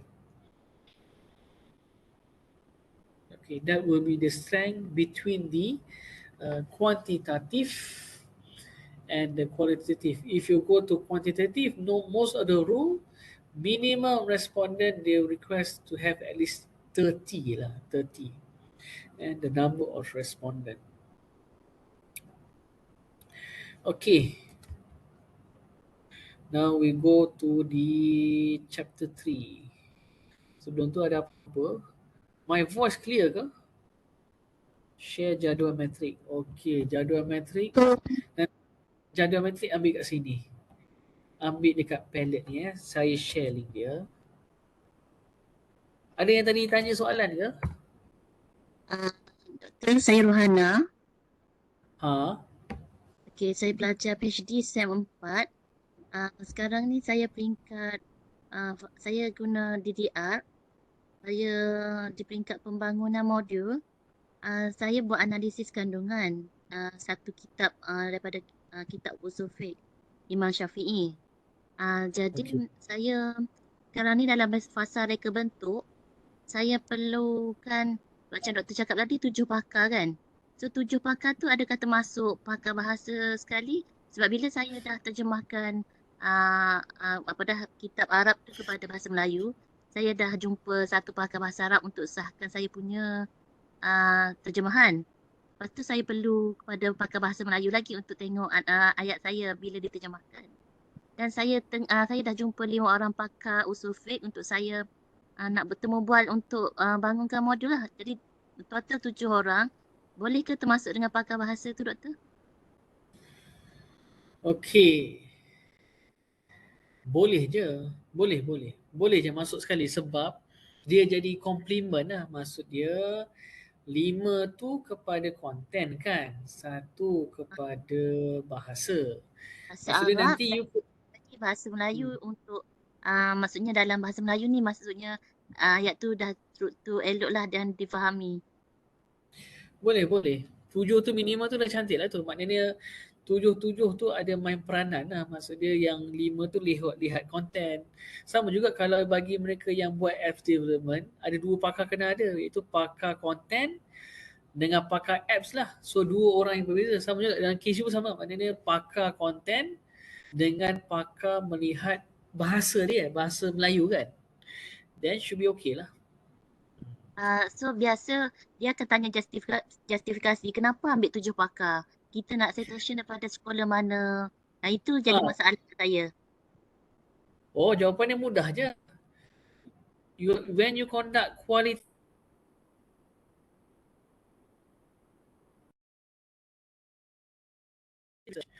the answer will be saturated. Kalau bahasa Melayu kita panggil dia data tepu. Maknanya kalau you temu bual, orang yang ke-9, orang yang ke-10, jawapan dia tetap sama. So, you can just answer that after I interview the seven expert, I still receive the same answer. So, maksud dia data tu dah tepu, saturated. Jelas? Okey, macam tu justifikasi dia. Saya ingatkan Memang ada perlu lazim. Memang ada, you boleh Google lah. Google apa tu data tepu. Kalau bahasa putih dia saturated data. Okey, boleh doktor. Thank you. Saturated. Ya. Okay. Clear.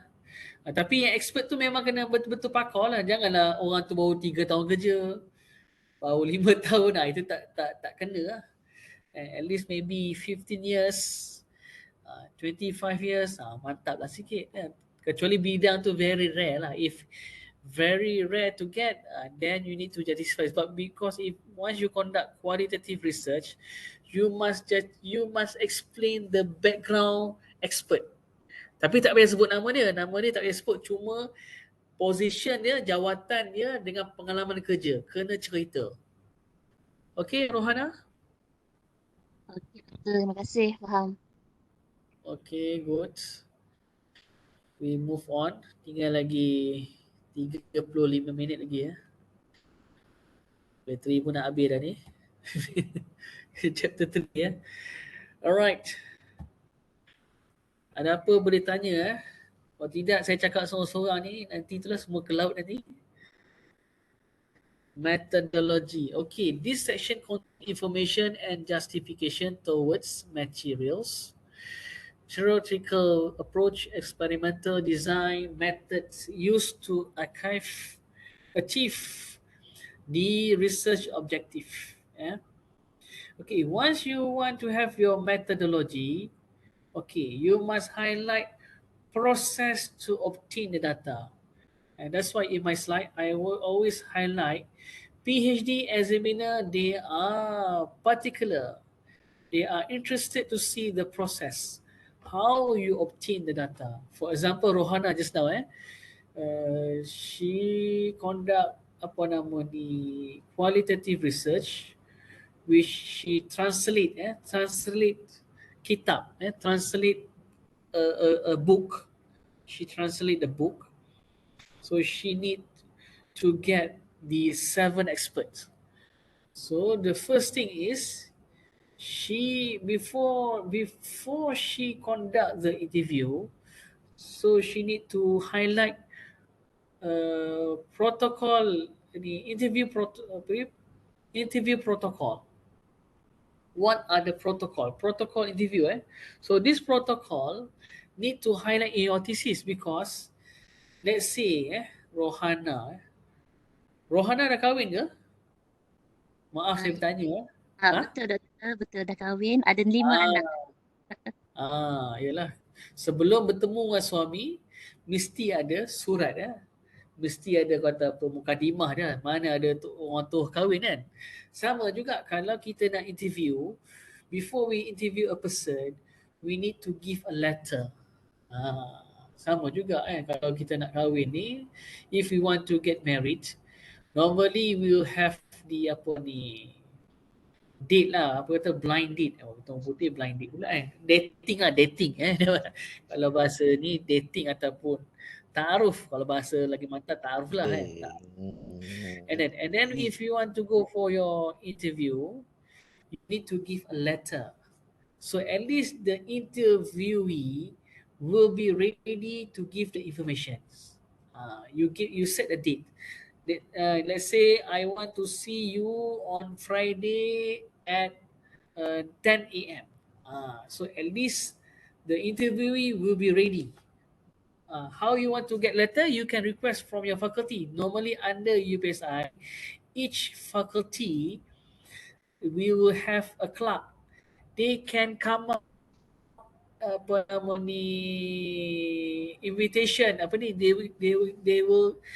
can provide you appointment letter for the expert. Setiap fakulti kita memang ada kerani yang boleh keluarkan surat lantikan pakar. Bagi nama you just provide their name, their affiliation and email address. So normally the clerk ataupun kerani tu dia akan bagi surat tu, and then you can use that later to give the expert person. That will be the process. So once the expert person are ready to agree on the date, so you will interview, and then maybe your interview will take around 30 to 45 minutes. After you interview, you get the data, and the data normally interview will advise you to record, and then you need to get he or her permission. What you want to record, you must tell him that I want to record.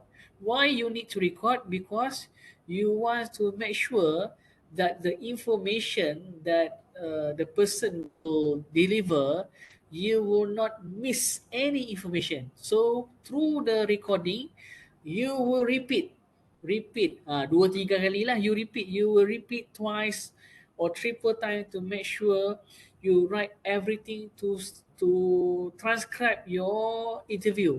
Let's say you say apa nama tu, how are you pun also you write inside your transcribe data.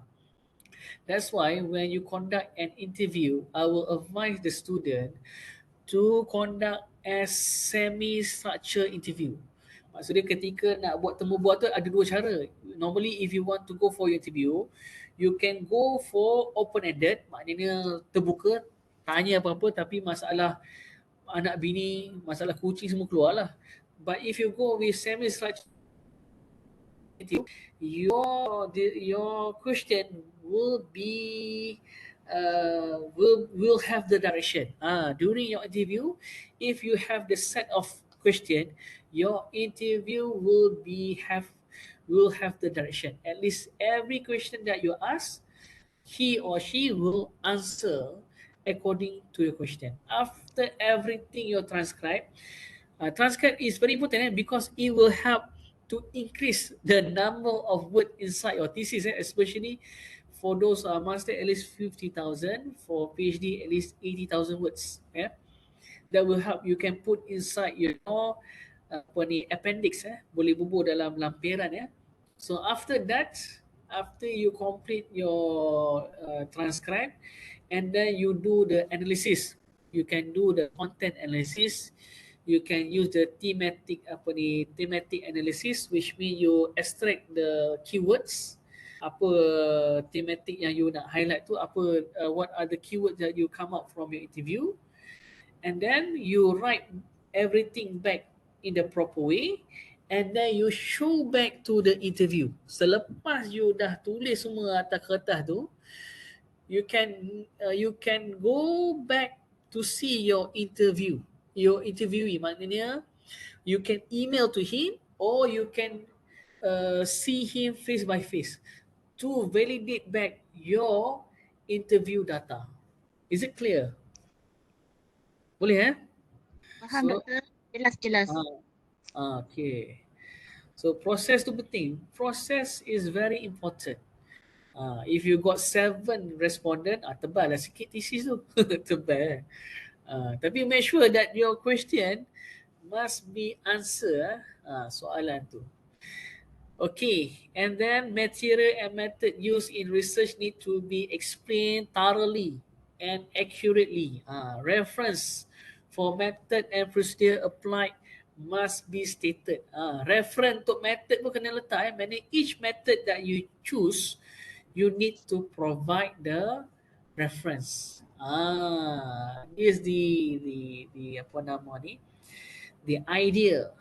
So I share you the method. Okay, contoh yang belah kiri ni kualitatif. So on the left side is the qualitative. My student do the qualitative. So based on the title, problem statement, question, and then what she highlight here, she using the case study. Under the case study, she got the interview, document analysis, and the observation.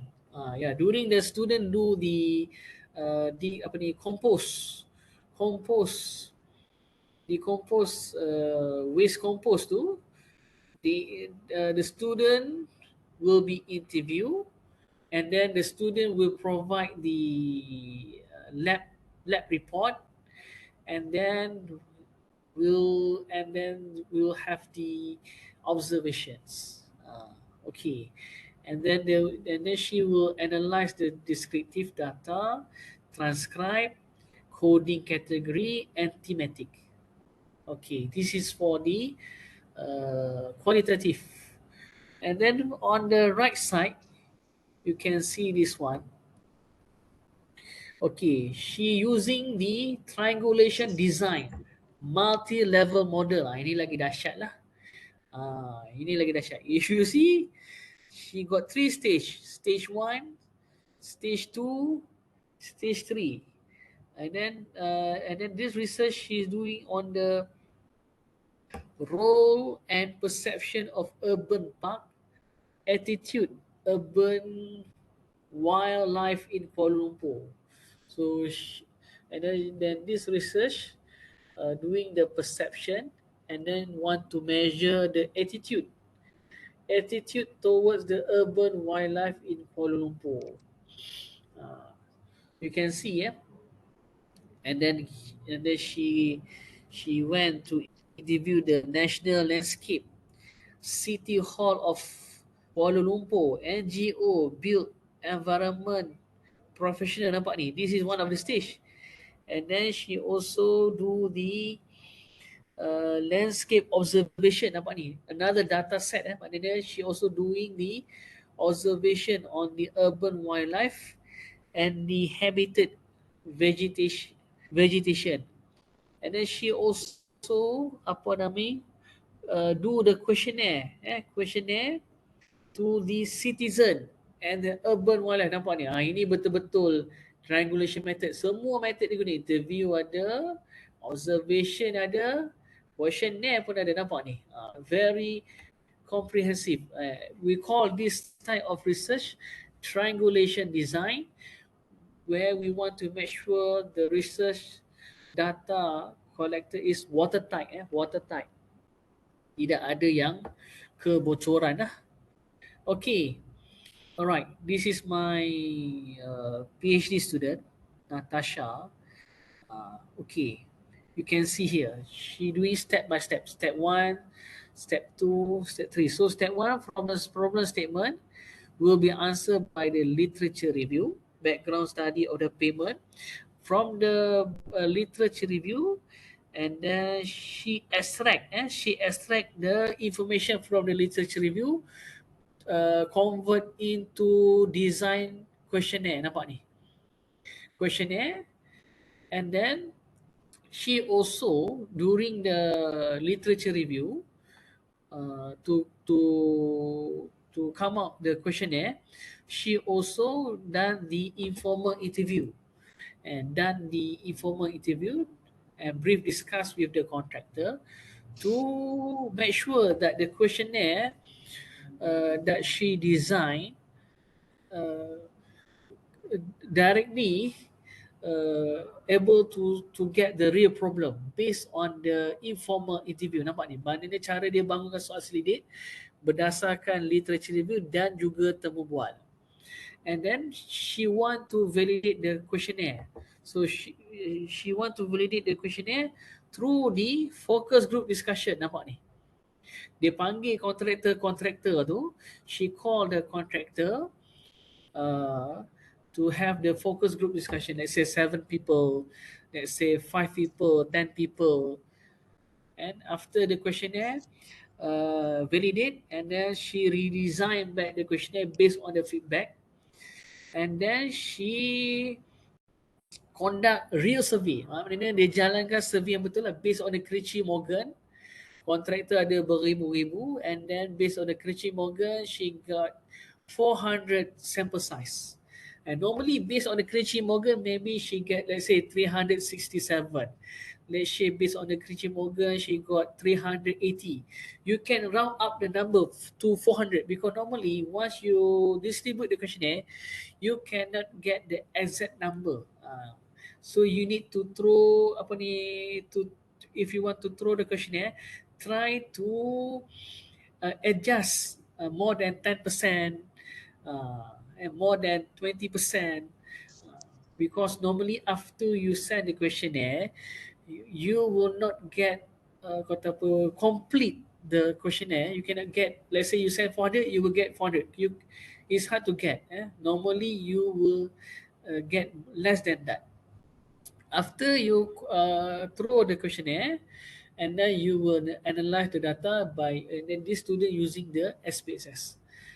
This is a process that examiner want to see. If you conduct quantitative research, this is one of the example. This is not it's a must. It's not a must. You can modify the process, but you need to justify lah. So at least the examiner understand the process, and then you can do like this in a table form like this. Benda ni boleh tiru. For your information, you can copy paste this one, but you need to rephrase lah by using the clipboard. Guna clipboard, you boleh je adjust. What are the function of literature review? What are the function of informal interview? Focus group discussion, questionnaire survey. So it must be very clear to explain the process. Okay, ini ada lagi proses lagi, tapi sebab masa dah singkat, nanti tak sempat Q&A. Saya skip yang jadual tu. Ini ada lagi tanya ni. Oh, Fazi, DeFi method. Sudah. Fazi kejap Saya ni bukan pakar Fazi. Sekejap. So, boleh clear? So clear regarding. So this is another method you can see. This okay on the left side ni. This is Chua ni is Dr. Chua. Oh dah Dr. Chua dah. So Dr. Chua is a PhD student under Dr. Bala. Because last time I was the internal examiner. I was an internal examiner. And then the good thing about this one, Dr. Chua tried to come out apa ni instrument. Dia nak come out an instrument. Nampak ni instrument selection and development. This is the existing instrument. Ni nampak ni instrument existing ada 1 2 3 4 5 6. There are 6 existing instrument, and then he go to the phase 1 analysis of need and conceptual. Nampak ni.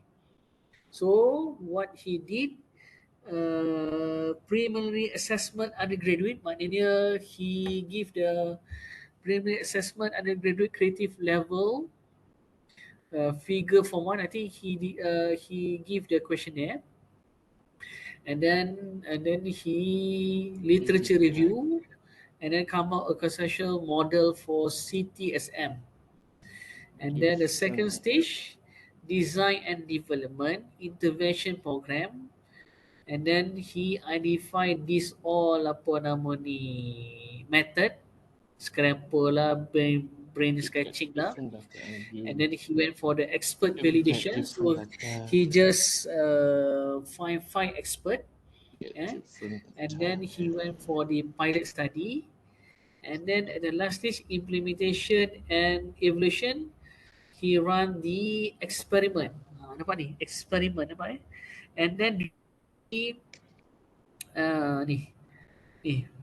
Maknanya he conduct the purposive sampling according to the criteria random assignment to control and intervention. Maknanya he run the quasi experiment. Nampak?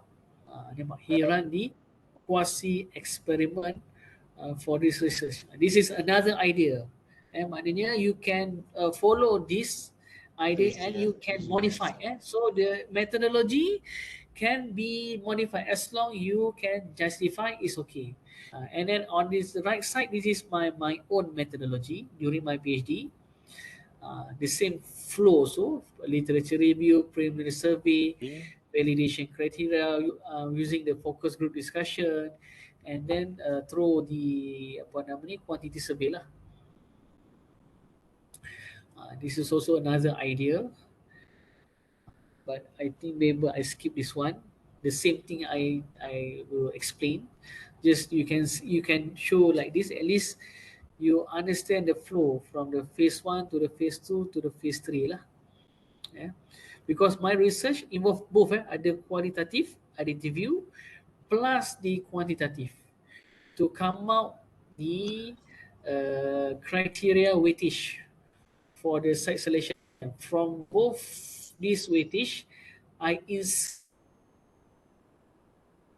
inside the GIS to find the location for the new manufacturing plant, which means I get the weightage from the expert.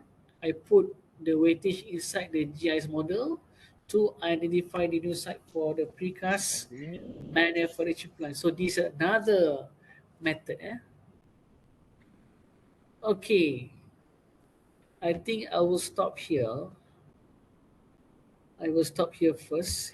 If you have any question, ada soalan apa nak tanya before pasal chapter 4 ni tak banyak. Chapter 4 sikit ya. Chapter 4. Oh, another thing, during your writing your proposal, avoid repetitive sentence. Copy the paper title and mention all the author name in the sentence because it will repeat in the references. For example, Dorothy has written an article entitled Teaching Reading to the Slow Student. Tak payah. Sebab dalam references dah tulis dah. And sometimes the student want to increase the number of thesis, the number of words. They try to put everything inside the thesis. Avoid repetitive sentence. Okay. And then chapter 4, okay, saya alang habiskan sikit lagi. And then chapter 4, okay, you need to interpret. Yeah? So during your interpret, the overall finding of the study analysis can be presented in table and figure and table to enable important discovery to be highlighted. Each table should consist the introduction of the table. Oh sorry, I got typo writing. I'm very sorry. Nanti saya bagi. And then the finding can be also written more than one chapter. But the finding, you can have two chapters instead of having one chapter. If you have a lot of analysis data, you can present into two chapters, which means you can have more than one chapter. I think this already I discussed. And then the last chapter, so this during the discussion, conclusion, and recommendation, this chapter can also discuss the study finding by relating theory and the past research. Maksudnya, during the discussion, you need to relate the literature review under your discussion. It is the best, if is the best, the study finding discussion are written according to the sequence of the objective. It's good to report objective 1, objective 2, objective 3. You can report it. Each objective all the finding answer. The study also can suggest a new innovation or new idea and significant and implication of research conducted on the field of the study must be stated. And then suggestion, you must highlight the future research for the recommendation. Okay, now I open Q&A session. We got another 30 minutes. Okay, ada soalan ya. Could you explain about fuzzy Delphi method? Saya ni bukan pakar fuzzy Delphi. Doctor explain about validity because I will use FDM, focus group, focus FDM ni focus fuzzy Delphi method, FDM. In phase 2, design and development. Okay. Yang ini saya kena, nanti saya jawab balik boleh ke? Siapa ni? Rini Rini Anita Nanti you boleh PM saya tepi ke? Okay, saya jawab yang lain dulu Muhammad Jasri. PhD edit, okay. PhD at least 7 responded. If we get different data from interviews, so our data is not saturated. If the data not saturated, do we need to increase the number of respondent? Yeah. Betul ya, kena tambah lah. That's why if you want to interview, you need to get the correct person. In order to avoid data tu tak jadi saturated, you need to get the right person if you want to conduct an interview. Maksudnya bila you nak interview seorang tu, kena make sure pengalaman dia lebih 25 tahun. 15 tu cukup-cukup makan tu, tapi kalau boleh more than 20 years, 25 years, itu better lah pasal he or she will have more experience. Then the interviewee can see the trend. You can add the interview. Okay, yes, you will get the record video. Oh, chat GPT. Lagi satu saya nak share. Chat GPT. Nanti ni tools for writing. If you have problem in your writing, I will share you this link. Later you can study. Ada banyak adik-beradik chat GPT. Okay, issue regarding chat GPT, the references is fake. Kalau guna chat GPT, reference dia tak boleh pakai. Reference dia fake. And then chat GPT ni, alamak. Chat GPT ni bagusnya, they can help you to write sentence. And then chat GPT also, they can help you to analyze figure. You ambil table tu, copy, you paste, and then you give the command. command tu bagi kena betul Contohnya, please analyze the table and discuss in paragraph. So, ChatGPT-4 can explain everything ni. Please analyze the data and discuss in paragraph. So dia boleh explain everything. Nampak ni. Habis cerita lah. Itu kelebihan dia lah. Bahkan if you want to request ChatGPT to write love letter also can. Sila tulis surat cinta. And ChatGPT can communicate almost all language. Semua bahasa boleh. Bahasa Melayu boleh, bahasa Inggeris boleh, bahasa Cina boleh, semua boleh lah. And ChatGPT can communicate almost all language. Okay. And then the similar program, the similar AI to ChatGPT, you can use BART. Okay, but I would recommend you use Perplexity. The limitation for BART and Perplexity is English. Dia English, bahasa Melayu tak ada. Perplexity. I would recommend you use Perplexity because Perplexity, the references can be used. Reference dia boleh pakai. Tapi kalau ChatGPT, reference dia fake. Kalau nak selamat guna Perplexity. The references is okay. And then in order to analyze your paper, if you got any paper and then let's say you want to extract problem statement, you want to extract the literature review, you want to extract the objective of the study, you can use science space ni. This one is very good. Which means you need to provide the sources. They can search on their library base. Pada science space ni, they can search the data based on their library, or you can upload from your paper. Nampak ni, upload PDF. Boleh upload lah. And for translation, you can for paraphrasing, you can use Quickbot. Cukup lah tu. And then you can download lah benda ni. You can download the link that I give you inside the WebEx. Okay, nombor kontak nombor kontak. Dalam ni dah ada kan? Dalam ni dah ada kan? Ada saya bagi nombor.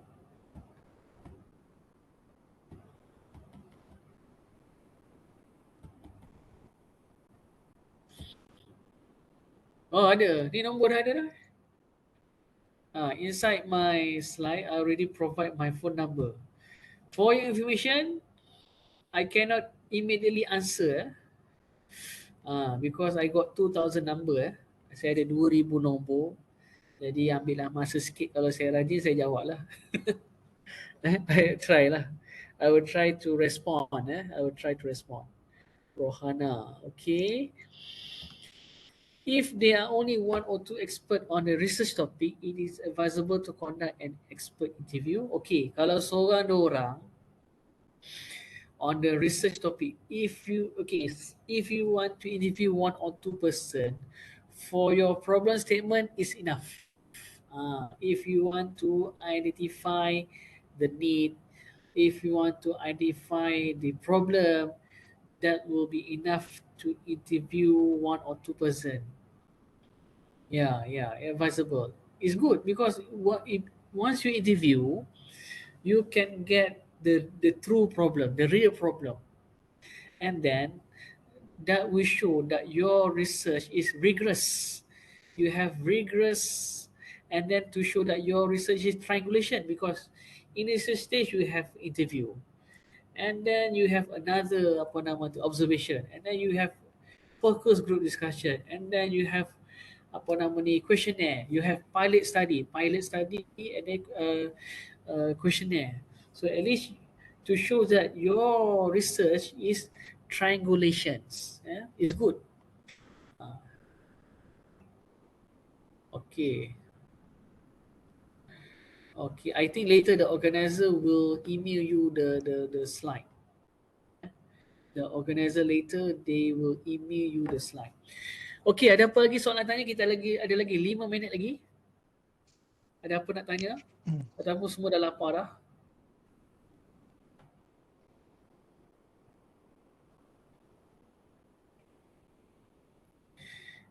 Okay.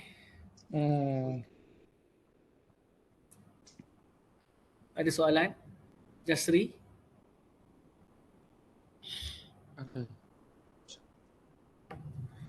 Tak ada. Alright. Kalau tak ada apa. Yeah, later they will email. Later our organizer will email you the video. And because this is recorded, they will give you the link. Speaker problem. Okay. No problem. The admin for the certificate already received. Okay, good. Ada link kehadiran ada kat atas ni lah.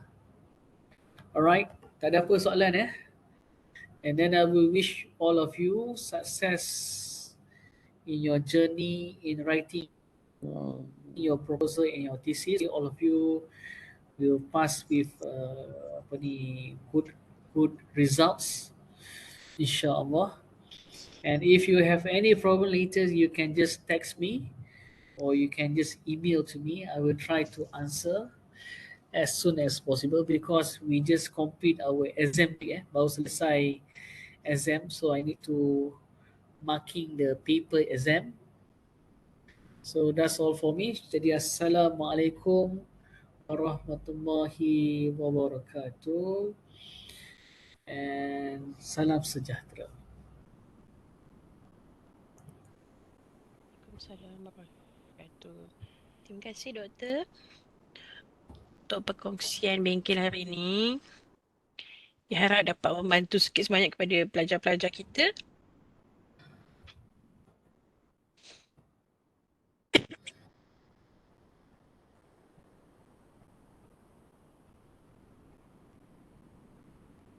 Okay, thank you to everyone yang join bengkel hari ini juga.